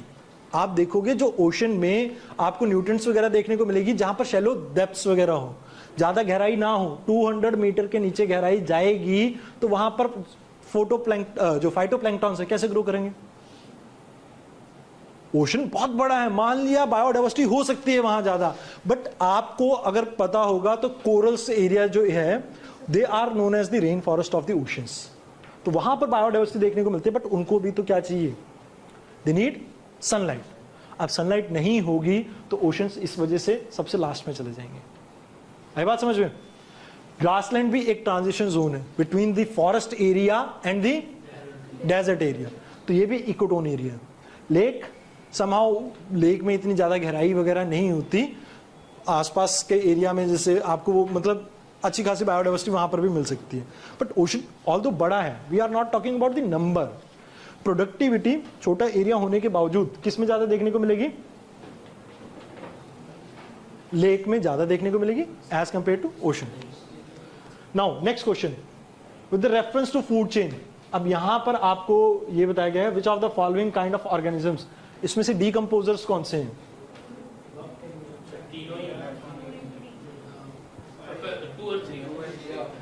पहले तीनों क्यों बोले? मेरे को मीम याद आ गई, ओ भैया मुझसे गलती हो गई, मैं तो मर ही जाऊं। तो वायरस क्यों नहीं है? सर उसको होस्ट चाहिए। बिल्कुल, अगर होस्ट नहीं है तो वो नहीं एक्ट कर सकता, और वो डिकम्पोजर नहीं है तो वहां पर उसे वो लिविंग इन्वायरमेंट नहीं मिल पाएगा। तो यहां पर फंगी एंड बैक्टीरिया दोनों ही है, इनके बारे में हम पढ़ेंगे भी। नेक्स्ट मेंस के क्वेश्चन देखो किस तरह के आते हैं। What is wetland? सिंपल सा है, डिफाइन कर सकते हो। अब इसके आगे वाइस यूज का कॉन्सेप्ट पूछा गया है, और आपसे 2 एग्जाम्पल पूछे गए हैं इंडिया में जहां पर वेटलैंड कंजर्वेशन काफी अच्छी चल रही हो। तो ये जो क्वेश्चन है करंट अफेयर ड्रिवन है, क्योंकि आपका उस समय ना जो ये भीतरकनिका वाला एरिया है वो फ्रिक्वेंटली न्यूज में था, ये भीतरकनिका और ये जो उड़ीसा का एक और चिल्का लेक में गवर्नमेंट वो जो जहाज होता है पानी वाला, बोट नहीं, अरे वो जो जैसे ये इन्होंने स्टैचू ऑफ यूनिटी के आसपास भी वो फेरी नहीं, वो जो पानी के अंदर लैंड कर सकते हैं ना जहाज में, उसकी बात कर रहा हूँ। मेरे को अब समरी नहीं, हाँ कुछ वाटर प्लेन्स टाइप सी कह लो। मैंने बचपन में एक नाटक देखा था बल्लू, बल्लू में आता था ये। अब मेरे को एग्जैक्टली वर्ड नहीं पता, बल्लू जाके सर्च कर लेना, आपको दिख जाएगा। पानी के ऊपर वो लैंड कर सकता है, जैसे उसे रनवे वगैरह नहीं चाहिए होता, वाटर प्लेन्स कह लो या जो भी कह लो। तो उसकी वजह से ये 2 एरिया सेलेक्ट किए थे गवर्नमेंट ने, एक तो ये चिल्का लेक वाला और दूसरा आपको कौन सा किया था, ये स्टैच्यू ऑफ यूनिटी के आसपास वाला। तो यहाँ पर चिल्का लेक वाला एरिया में आपको सॉल्ट वाटर क्रोकोडाइल देखने को मिलता है, तो उसकी कंजर्वेशन एफर्ट पे कहीं ना कहीं नुकसान पहुंच सकता था इस प्रोजेक्ट से, तो उस वजह से वो उस टाइम पे न्यूज में था। तो ये जो क्वेश्चन पूछा गया एक्चुअल में यहाँ पर बात की गई है चिल्का लेक की। क्यों चिल्का लेक, क्यों? आपको मॉन्ट्रेक्स रिकॉर्ड के बारे में पता, कुछ सुना हो कभी गलती से? मॉन्ट्रेक्स रिकॉर्ड एक ऐसा रिकॉर्ड मतलब लिस्ट है जहां पर जो आपके इकोसिस्टम है या वेटलैंड्स है जो डिस्ट्रॉय हो रहे हैं, जिनकी कंडीशंस थोड़ी खराब है, उनको रखा जाता है। तो Chilka lake was one of them पहले, बट उसको उस लिस्ट में से कहीं ना कहीं बाहर निकाल दिया गया था, उसने कहीं ना कहीं इंप्रूवमेंट करी। तो वो एक एग्जाम्पल था, उसके अलावा दूसरा आपको सर्च करना था, तो दैट्स वाई ये क्वेश्चन आया था। आया समझ कंटेक्स्ट? यूपीएससी किस तरह से आपसे क्वेश्चन पूछेगी, आपको पता भी नहीं लगेगा कि चिल्का लेक न्यूज में था, आप चिल्का लेक के बारे में पढ़ के चले जाओगे, बट एक्चुअल में क्वेश्चन क्या आ गया, रामसर साइट के ऊपर। तो this is the thing how you can link the current affair part. Then again biodiversity के ऊपर है, how does the biodiversity vary in India. अब कैसे वेरी कर सकता है बायोडाइवर्सिटी, डिपेंड किसके ऊपर करता है? हाँ जी बताओ, बायोडाइवर्सिटी वेरी किसके ऊपर करता है? सनलाइट के ऊपर डिपेंड करता है बायोडाइवर्सिटी, यस और नो? तो इंडिया में टॉपिक्स के नीचे नीचे की बात करें, टॉपिक ऑफ कैंसर अपने यहां से निकलता है ना, उसके नीचे नीचे बात करें तो सनलाइट की डायरेक्शन अलग है, ऊपर बात करें तो अलग है, यस? तो अकॉर्डिंग टू दैट आप उस चीज को देख सकते हो। फिर उसके अलावा अगर आपने देखना हो तो रेनफॉल पैटर्न देख लो, वेस्टर्न घाट में ज्यादा बारिश देखने को मिल रही है, नॉर्थ ईस्टर्न पार्ट में, तो दोनों में आपको क्या देखने को मिलेगी, स्पीशीज वगैरह अच्छी देखने को मिलेगी, बायोडाइवर्सिटी। उसकी तरफ से आप जब वेस्टर्न साइड जाओगे तो आप राजस्थान वगैरह एरिया में चले जाओ, यहाँ पर बायोडाइवर्सिटी कम होती जाएगी। तो इसी तरह की चीजों को आपने यहां पर जज करना था कि किस तरह से इंडिया के अंदर बायोडाइवर्सिटी वेरी कर रही है। How is the biological diversity act 2002 help in conservation of flora and fauna. अब इसके इफेक्टिवनेस के बारे में बात होगी, जैसे मैं आपको कह रहा हूं कि इस बार क्वेश्चन आ सकता है वाइल्ड लाइफ प्रोटेक्शन एक्ट के बारे में। तो this is the thing. Now climate change is a global problem, do you agree with this? पहले तो एक चीज बताओ, आपका क्लाइमेट चेंज के बारे में राय क्या है? क्या वाकई क्लाइमेट चेंज हो रहा है? डोनाल्ड ट्रंप तो नहीं मानते, उनकी थॉट प्रोसेस कुछ और कहती है। किसी को पता है डोनाल्ड ट्रंप की थॉट प्रोसेस क्या थी? Sir actually Donald Trump Alaska और जो ग्रीनलैंड है ना उनको वापस एक्सकेवेट करके, मतलब वो वहाँ जो पेट्रोलियम और कोल है उसको निकालने की कोशिश कर रहे हैं। देखो कई लोग को ऐसा लगता है कि अर्थ मतलब कुछ सालों में ऐसे ही अपने आप को कभी गर्म करता है कभी ठंडा करता है। बिल्कुल, आपने सभी ने आइस एज के बारे में सुना होगा, फ्रिक्वेंटली सुना है, 4-5 बारी हुई, उसके बाद अब हम जिस कंडीशन में है अभी की बात है, तो वहां से भी तो टेम्परेचर चेंज हुआ ना।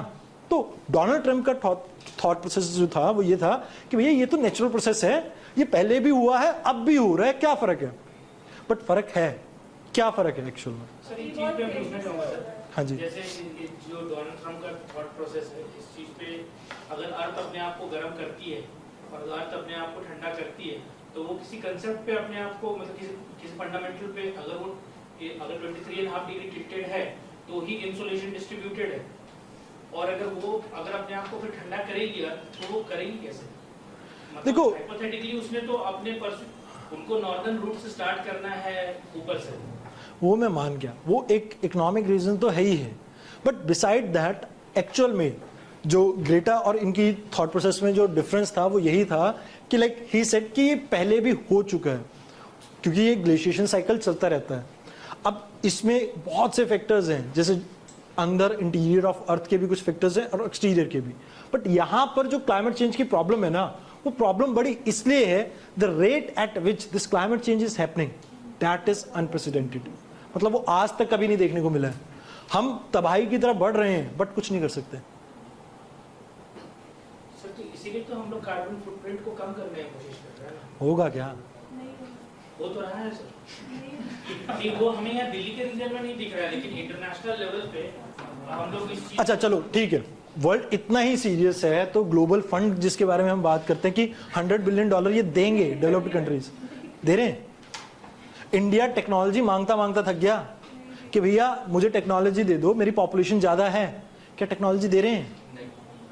दे are, no one is serious, not even me, not even you. अगर हम अपनी भी बात करें, अगर आज की डेट में आपको ये प्लास्टिक की पन्नियां नहीं मिल रही तो आप दुकानदार को कहते हो भैया।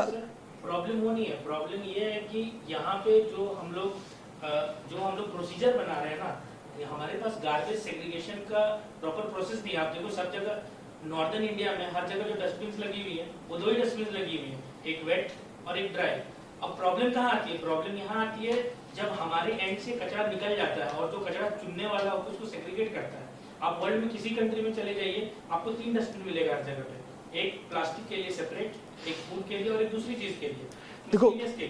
तो यहाँ पर अभी ये जो मंत्रालय के पास इतना बड़ा कचरा पड़ा हुआ है, ये कचरा किस लिए? क्योंकि उससे प्लास्टिक हम सेपरेट नहीं कर पा रहे हैं। लेकिन प्लास्टिक यूज करना ही क्यों है?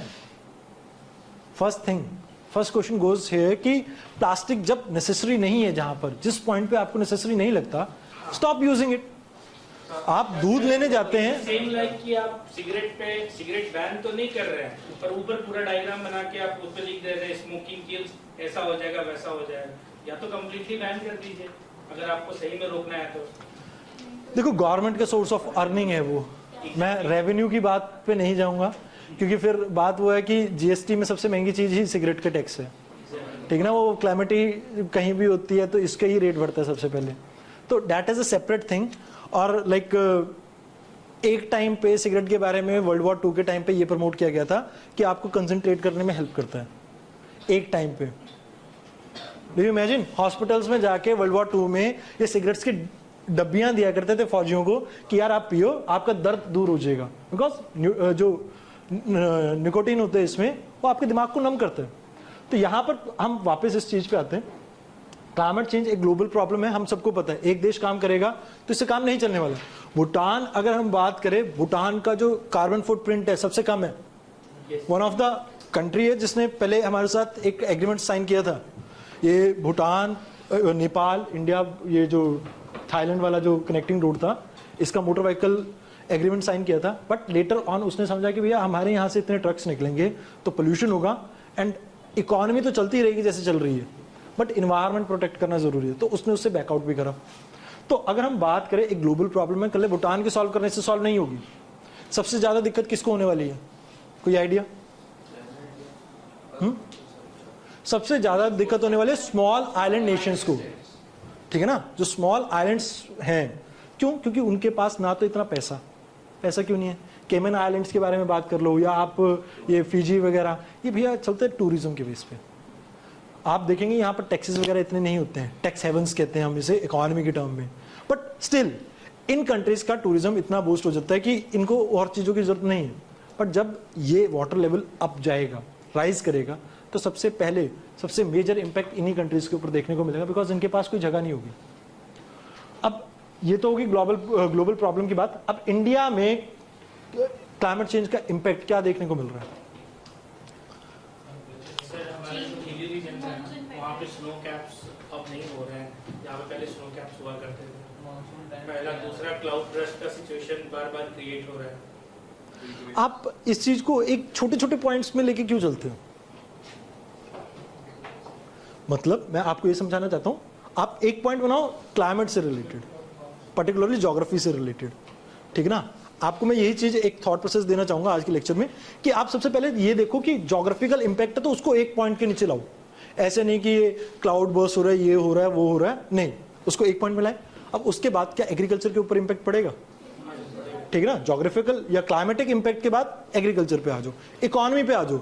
हम काफी आपके जैसे लेबर ऑर्गेनाइजेशन थी ILO, इसने एक रिपोर्ट पब्लिश की थी कि अगर क्लाइमेट चेंज इंक्रीज होता है इंडिया में तो उसके बाद इंडिया में जो लेबर प्रोडक्टिविटी है it will decline by the 30%। One of the report में उसने कहा था आज से 2-3 साल पहले। तो आप लेबर प्रोडक्टिविटी पे आ सकते हो इकोनॉमिक एंगल में, उसके अलावा फिशिंग जोन्स वगैरह के ऊपर भी आ सकते हो। बट मैं ये कह रहा हूँ कि अलग अलग डायमेंशंस टच करो। सोशल इंपैक्ट पे आओ, इफेक्ट क्या होगा भैया? माइग्रेशन देखने को मिलेगा, बिकॉज फ्लडिंग होगी कोस्टल एरिया में, कोस्टल वाले मेनलैंड की तरफ आएंगे, मेनलैंड की तरफ आएंगे तो अगेन पॉलिटिकल टेंशन, माइग्रेशन की प्रॉब्लम होगी। सोशल एस्पेक्ट, पॉवर्टी बढ़ेगी, इकोनॉमिक एस्पेक्ट और सेम टेंशन बढ़ेगी, वो सेम एस्पेक्ट्स आप जोड़ सकते हो। तो दिस इज द थिंग। अब how does Himalaya and coastal area, इसमें कैसे इंपैक्ट होने वाले हैं? सर अगर क्लाइमेट चेंज होगा तो आइस कैप्स पिघलेगा, तो आपने पहले ही बता दिया, उसका एग्रीकल्चर पर असर पड़ेगा। तो उधर के लोग सिर्फ हिमालयाज वगैरह के बारे में बात की है, हिमालयाज पे क्या बस इंपैक्ट? हिमालय ही सर। सर रिवर में ज़्यादा पानी आ जाएगा। क्या हिमालयाज में लैंडस्लाइड बढ़ेगा? हाँ सर बढ़ेगा, फ्लड्स भी बढ़ेगा। क्या फ्लैश फ्लड्स बढ़ेंगे? हाँ सर। फ्लड्स नहीं बोलते इन्हें। देखो फ्लड्स 3-4 कैटेगरी में अलग अलग हम डिवाइड कर सकते हैं। अर्बन फ्लड्स हो सकते हैं, फ्लैश फ्लड्स हो सकते हैं, और जिसे हम क्लाउड बर्स्ट भी कहते हैं कई बार, और उसके अलावा नॉर्मल फ्लड्स जो आपको देखने को मिलते हैं यूपी बिहार वाली साइड। तो यहां पर फ्लैश फ्लड आपके इंक्रीज हो जाएंगे। उसके अलावा आपके ग्लेशियल आउटबर्स्ट लेक्स, सुना कभी नाम? ऐसा होता है, देखो जैसे मान लो ये एक ग्लेशियर था, अब इसमें हिटिंग की वजह से ना बीच में पानी पानी जमा होने लग गया। अब जिस दिन ये वाली चीज पिघल गई, साइड वाली वॉल्स जो हैं, उस दिन एकदम से इतना पानी रिलीज होगा, जो चमोली में भी देखने को मिला हमें, कि एकदम से ग्लेशियर फटेगा और फटने के बाद वो नीचे जो भी उसके रास्ते में एरिया आएगा उसे बहा के ले जाएगा। तो दिस इज द थिंग। यहां पर आपको याद रखना कि इस तरह की भी प्रॉब्लम आपको यहां पर देखने को मिल सकती है। अब 2-3 पॉइंट इसके दे, कोस्टल में भी आ जाओ। कोस्टल में क्या प्रॉब्लम आएगी? लो लाइंग एरिया, फ्लडिंग देखने को मिलेगी, यस और नो? और फिशिंग इंडस्ट्री पे इंपैक्ट, जो एग्रीकल्चर वहां पर देखने को मिलते हैं उस पर इंपैक्ट। तो 2-3 पॉइंट इसके लिखे, 2-3 उसके लिखे, and question is over. Clear है? इसमें इस क्वेश्चन को और बेटर करने के लिए आप एक चीज कर सकते थे, जैसे यहां पर आप इंडिया का डायग्राम ड्रॉ करके ना, जब effect on off climate change आपने यहां पर बात की है, तो आप यहां पर हर चीज को लाइक इस डायग्राम में ड्रॉ करके कि इस पर्टिकुलर एरिया में ये इंपैक्ट देखने को मिलेगा, इस पर्टिकुलर एरिया में ये इंपैक्ट देखने को मिलेगा, आप इस तरह से भी ड्रॉ कर सकते थे। तो जब मैंने दिया था, मैंने तो ऐसे ही किया था मेंस के टाइम पे ही। तो उस टाइम क्या हुआ था कि लाइक जो ये डायग्राम मैंने ड्रॉ किया था, तो कोस्टल एरिया की प्रॉब्लम अलग से लिख दी, सेंट्रल पार्ट में ड्रॉट आएंगी उसकी प्रॉब्लम अलग से लिख दी, फिर उसके बाद नॉर्थ ईस्टर्न पार्ट में आपको लैंडस्लाइड वगैरह देखने को मिलेगी, उसको मैंने वहां पर मेंशन कर दिया। तो एक मैप में भी मेरे को स्टेटमेंट लिखने की जरूरत नहीं है, यहाँ पे सिर्फ मैप ड्रॉ करके भी मैं उस चीज को वहां पर रिप्रेजेंट कर सकता हूँ। पूरे इंडिया का नक्शा वहां पर दिखा दिया कि किस पर्टिकुलर एरिया में किस तरह की प्रॉब्लम रहेगी। क्लियर है? सर ये कोस्टल वाला प्रॉब्लम थोड़ा सा बता देंगे? हिमालय वाला प्रॉब्लम समझ में आया। कोस्टल में देखो लो लाइंग एरिया है, वहां पर सी लेवल राइज करेगा तो फ्लडिंग हो जाएगी। जैसे मुंबई वाला पार्ट है, लो लाइंग एरिया है, मुंबई में जो सी लेवल राइज करेगा वो तो मीन सी लेवल राइज करेगा ना।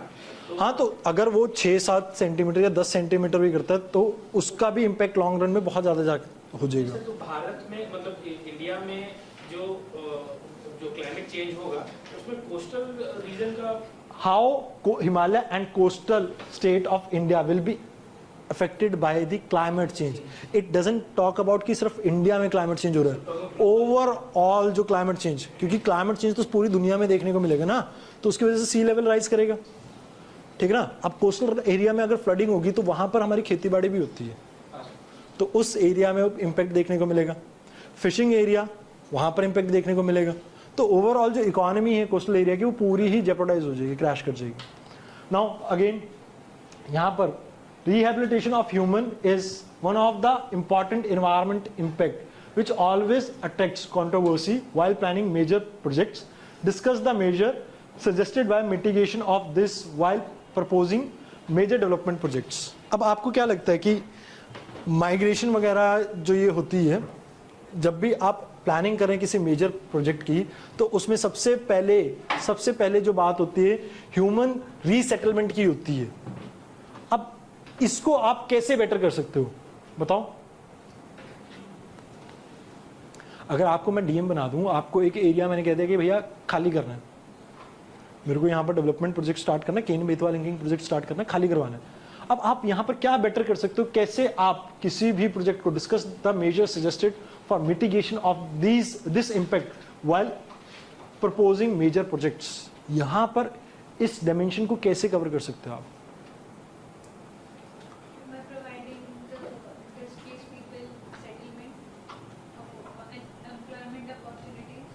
अब कैसे गवर्नमेंट, अब जैसे मैं आपको एक एग्जांपल देता हूँ। I was reading one article in this down to earth magazine. यहाँ पर ना एक बात हुई थी कोल प्लांट की, लास्ट मंथ की मैं मैगजीन की बात कर रहा हूँ। वहाँ पर क्या था कि कोल माइनिंग बंद हो चुकी है। कोल माइनिंग बंद होने के बाद उन जो पॉपुलेशन वहाँ पर कोल माइनिंग करती थी उनको वहीं पर ही फ्लैट बना के दे दिए। बट फ्लैट बना के जो वहाँ पर दिए, दो प्रॉब्लम है उससे। जब भी बारिश होती है तो वहाँ पर ज़मीन में से धुआं निकलता है नाइट्रोजन का, नाइट्रोजन ऑक्साइड का। उससे उस पॉपुलेशन के लंग्स वगैरह और इन चीज़ों पे डैमेज पड़ेगा हेल्थ के ऊपर। दूसरी चीज़, ग्राउंड वाटर वहाँ पर है नहीं।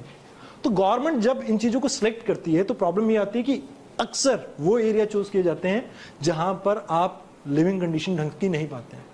तो सबसे पहले तो क्या करना चाहिए, मेरे को ये बताओ कि इसका कोई एग्जांपल अगर हम लोग लेंगे सर, जैसे कि माइनिंग एरिया से एग्जांपल लेते हैं, या किसी प्लांट का जो जहाँ पर बड़ा स्टील प्लांट लगा हुआ है या कुछ। आप केन बेतवा का ही ले सकते हो, आप एग्जांपल लो, केन बेतवा का ले लो। बेतवा का अगर प्रोजेक्ट लेंगे तो जैसे आपने फॉर्मली डिस्कस किया कि वहाँ पे जो डिस्टर्बेंस होगा उनका वो चला जाएगा, एम्प्लॉयमेंट चला जाएगा। तो दो फैक्टर सबसे इम्पोर्टेंट है हमारे पास कि जब उनको हम रीलोकेट करेंगे तो विद एम्प्लॉयमेंट हम उनको रीलोकेट करेंगे, तभी हम इस प्रॉब्लम को सॉल्व कर सकते हैं। सबसे पहले तो इम्पैक्ट असेसमेंट करके हमें ये पता लगाना होगा कि कितनी पॉपुलेशन के ऊपर इम्पैक्ट आ रहा है इसका।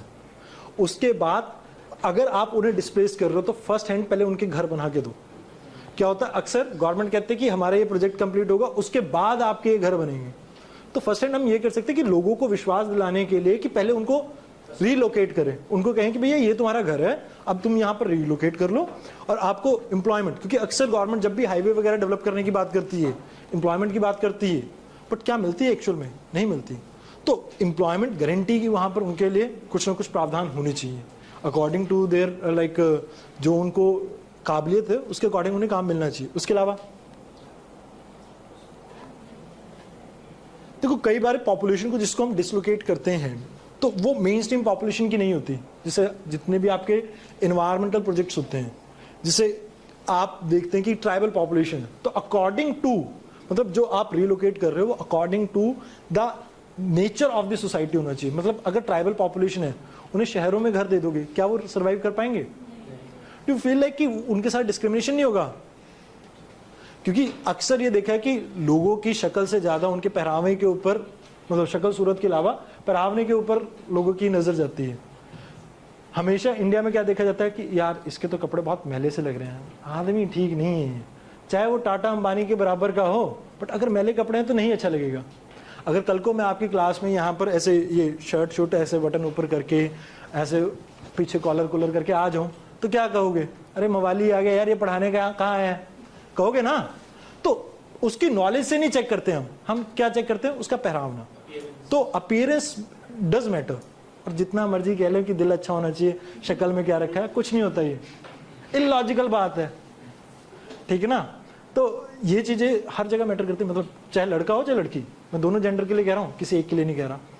तो आप एक चीज समझिए कि अगर ऐसे इनको डिस्क्रिमिनेशन देखने को मिलेगी तो क्या इन्हें हम शहरों में बसाना चाहिए? Will it be good for them? नहीं, हमें कोशिश करनी चाहिए कि अगर उन्हें फॉरेस्ट से रिलोकेट करना ही है तो आसपास के किसी एरिया में जहां फॉरेस्ट एरिया देखने को मिलता है वहीं पर ही उन्हें रिलोकेट करें। तो ये कुछ आपके क्वेश्चंस हैं, एक बार देख लेना, आपको लाइक ठीक लगेगा। अब सोर्सेज की बात कर लेते हैं। पीडीएफ जो मैं प्रोवाइड करूंगा, नोट्स जो पीपीटी में होंगे, ये दो चीज सफिशिएंट है मेरे अकॉर्डिंगली, इससे बाहर कुछ नहीं है। किसी ने पढ़ना हो तो करंट अफेयर तो पढ़ना ही पढ़ना है, जो मैंने यहाँ पर करवा दिया। उसके अलावा जो करंट अफेयर्स रहेंगे, चाहे प्रीलिम बूस्टर्स हो चाहे एडिटोरियल्स हो, इसके अलावा डाउन टू अर्थ मैगजीन्स हैं, प्रीलिम्स और मेंस दोनों के लिए इंपॉर्टेंट है। मैं एक दो मैगजीन आपके साथ डिस्कस कर दूंगा। एक मैगजीन आपके साथ अभी जो आई होगी रिसेंटली, उसका एक बारी कोई डिस्कशन सेशन रख लूंगा ताकि आपको ये समझ में आ जाए कि उस मैगजीन को रीड कैसे करना है। सारी मैगजीन नहीं रीड करनी है, जो जो चीज़ें रीड करनी है, जैसे करनी है, वो मैं आपको समझा के जाऊंगा। स्टैंडर्ड बुक किसी भी ऑथर की, जेब में पैसे फालतू हो तो ले सकते हो, ठीक है ना? वैसे तो 500-700 की आएगी, 2-3 दिन का खाना चल सकता है, बट स्टिल अगर चाहो तो ले सकते हो। बट कभी कंफ्यूज हो तो मैं ये कहूँगा कि रेफर कर लेना किसी भी बुक से। किसी भी बुक में मेरे को लाइक ऐसा नहीं लगता कि कुछ ऐसा एक्स्ट्रा ऑर्डिनरी दे रखा है कि जो मैं नहीं कवर करूँगा। मैंने एटलीस्ट 6 से 7 किताबें इन्वायरमेंट की अच्छे से घोट रखी हैं पिछले 4-5 सालों में। तो ये तो नहीं है कि मेरे जो नॉलेज डोमेन है उससे बाहर होगी कोई चीज़, बट हाँ आपको अगर अपनी जिज्ञासा, क्योंकि हर बैच में ऐसा होता ही होता है, मैं यहाँ की नहीं बात कर रहा, हर जगह की बात कर रहा हूँ, मतलब जब भी पढ़ा के क्लास से बाहर निकलो 2 दिन बाद, सर किताब कौन सी लेनी है? और ये होता है, आप इसी बैच में भी देख लेना, 4 दिन बाद मैं जब बाहर जा रहा हूँ तो कोई ना कोई ऐसा आएगा महानुभाव जो कहेगा सर किताब कौन सी लेनी है? मैं कहूँगा भैया कोई सी भी ले लो, क्वेश्चन उसमें से आना ही नहीं। कोई सी भी ले लो, क्वेश्चन उसमें से आना ही नहीं, क्योंकि जो मैं करवाऊंगा उसके बाद आप जो प्रीलिम्स और उसके एडिटोरियल के नोट्स बनाओगे क्वेश्चन उसमें से आएगा, बाकी चीजों में से नहीं आएगा। तो कोशिश करो इस चीज के ऊपर फोकस करो। अब स्ट्रैटेजी क्या रहनी चाहिए हमारी? सबसे पहले बेसिक कॉन्सेप्ट्स के ऊपर फोकस करो। एक बारी कल के लिए मैं आपको सभी को एक काम दे रहा हूं, और जो नहीं करके आए तो प्लीज क्लास में आना ही ना, रिकॉर्डेड लेक्चर देख लेना भैया। फिर प्रीवियस ईयर क्वेश्चंस आप सभी ने देख के आने, क्योंकि उससे आपको ये समझ में आएगा कि जैसे मैंने अभी ये टॉपिक आपके साथ डिस्कस किए ना, मेरे को अब ये पूरा का पूरा लेक्चर यहाँ पर डिवोट करना पड़ा कि हाँ प्रीवियसली क्वेश्चन कौन कौन से पूछे गए टॉपिक से। फिर क्या करना था, मैंने अदरवाइज टॉपिक पढ़ाता और उस टॉपिक से रिलेटेड प्रीवियस ईयर क्वेश्चन मैं वहां पर डिस्कस कर देता, बट आपको ये बताना था कि इंपॉर्टेंस कैसे आप किसी टॉपिक की जानेंगे, तो इस बारे में मेरे को डिस्कस करना था। तो प्रीवियस ईयर क्वेश्चंस आपने सबसे पहले देख के आने, सॉल्व नहीं कर रहे हैं, सॉल्व नहीं कर रहे हैं। और दूसरी चीज बेसिक कॉन्सेप्ट्स के ऊपर फोकस करो जो आपको यहां पर करवाए जाएंगे। इसके अलावा रीसेंट डेवलपमेंट के ऊपर फोकस करो। एनवायरमेंट में इसके बाहर कुछ भी नहीं है। क्लियर है? किसी का कोई डाउट? वैसे तो मैंने आज ये चीज स्टार्ट करनी थी, बट चलो एक चीज आपसे पूछ लेता हूं। डू यू फील कि एनवायरमेंट इकोलॉजी कुछ अभी की टर्म है? मतलब ये कॉन्सेप्ट्स, कोई एग्जांपल दे सकता है?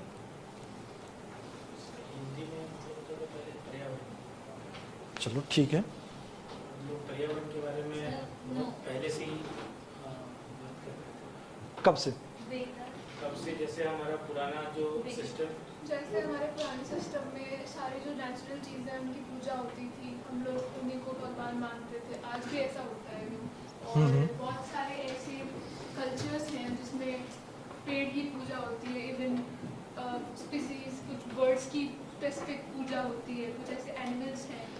तो क्या मैं ये कह सकता हूँ इंडस वैली सिविलाइजेशन में हमें मदर गॉडेस नेचर का वो मिला था पुतला, और इसके अलावा हमें और भी बहुत सी चीजें देखने को मिली थी, ठीक है ना? जैसे पशुपति के बारे में आपने सुना होगा, तो आप वो एग्जांपल यूज करो। ये मतलब मैं मान गया आपकी बात, बट अगर वेदास की जिक्र करना भी है तो you have to give a specific example कि वेदास में बात की गई है अग्नि, वायु और इंद्र की, उसके अलावा बात की गई है पीपल वर्शिपिंग की, उसके अलावा सर्टेन अदर, जैसे अगर हम बात करें हिंदू मिथोलॉजी में भी जैसे हनुमान जी को वानर रूप में दिखाया गया है, ऐसे ही अगर हम बात करें कि लाइक आपके गणेश जी का वाहन चूहा है, मुशक, तो इस चीजों को अगर आप लिंक करते हैं तो हम ये पाते हैं कि एंशिएंट हिस्ट्री में भी कहीं ना कहीं आपको देखने को मिलता है टर्म, कहीं ना कहीं कंटेक्स्ट देखने को मिलता है एनवायरमेंट का। ऑल्दो एनवायरमेंट एक टर्म हमने इजाद नहीं की, पर्यावरण जो वर्ड है ये रिसेंट टाइम का है, उस समय पे नहीं हुआ करता था, प्रकृति कहते थे हम उस समय, ठीक है ना? क्या वर्ड था? प्रकृति। तो ये जो सिस्टम है इंडिया में एंशिएंट टाइम से था, बट एज सच इसकी स्टडी का जो श्रेय जाता है किसको जाता है? इकोलॉजी टर्म किसने डिफाइन की थी first time? Coin, Ernst Hückel, नाम सुना? Ernst Hückel 1869। बट इससे पहले इसको एक और नाम से भी जानते थे, ethology. Ethology was term coined in 1859 around. तो इन सभी के बारे में हम डिस्कस करेंगे कल की क्लास में। कल से हमारा मतलब फुल फ्लेश लेक्चर स्टार्ट होगा। थोड़ा मैं आपको बता देता हूं कि क्या क्या चीजें अगर आप देखना चाहो तो एटलीस्ट फर्स्ट थ्री टॉपिक्स को एक बारी हल्का सा गो थ्रू कर लेना। इनके बारे में थोड़ा सा हम डिस्कशन स्टार्ट करेंगे। बाकी किसी के डाउट हो तो पूछ सकते हैं सब्जेक्ट के रिलेटेड।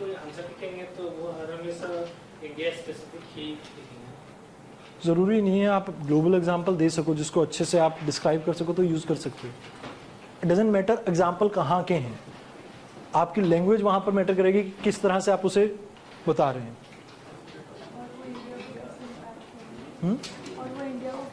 हाँ, अगर आपसे वो इम्पैक्ट वाला एंगल पूछा गया तो डिपेंडिंग ऑन दैट। हाँ जी, बाकी किसी और का कोई डाउट?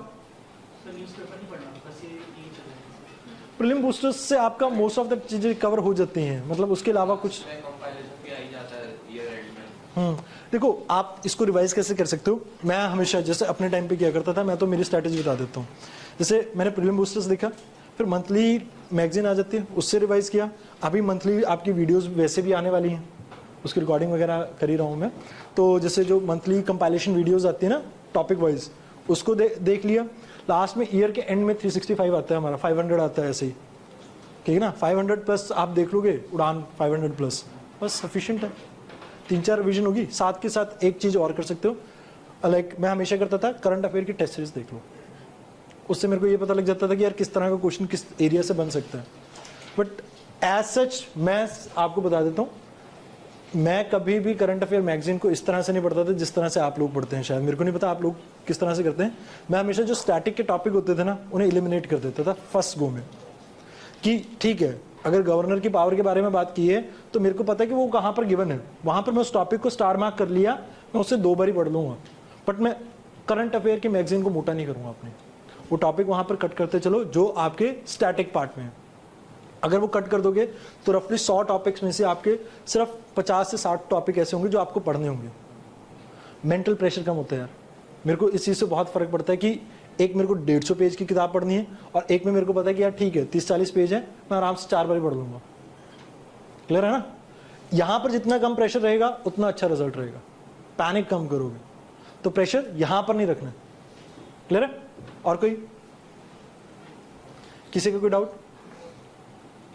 चलो ठीक है जी, कल से मिलते हैं।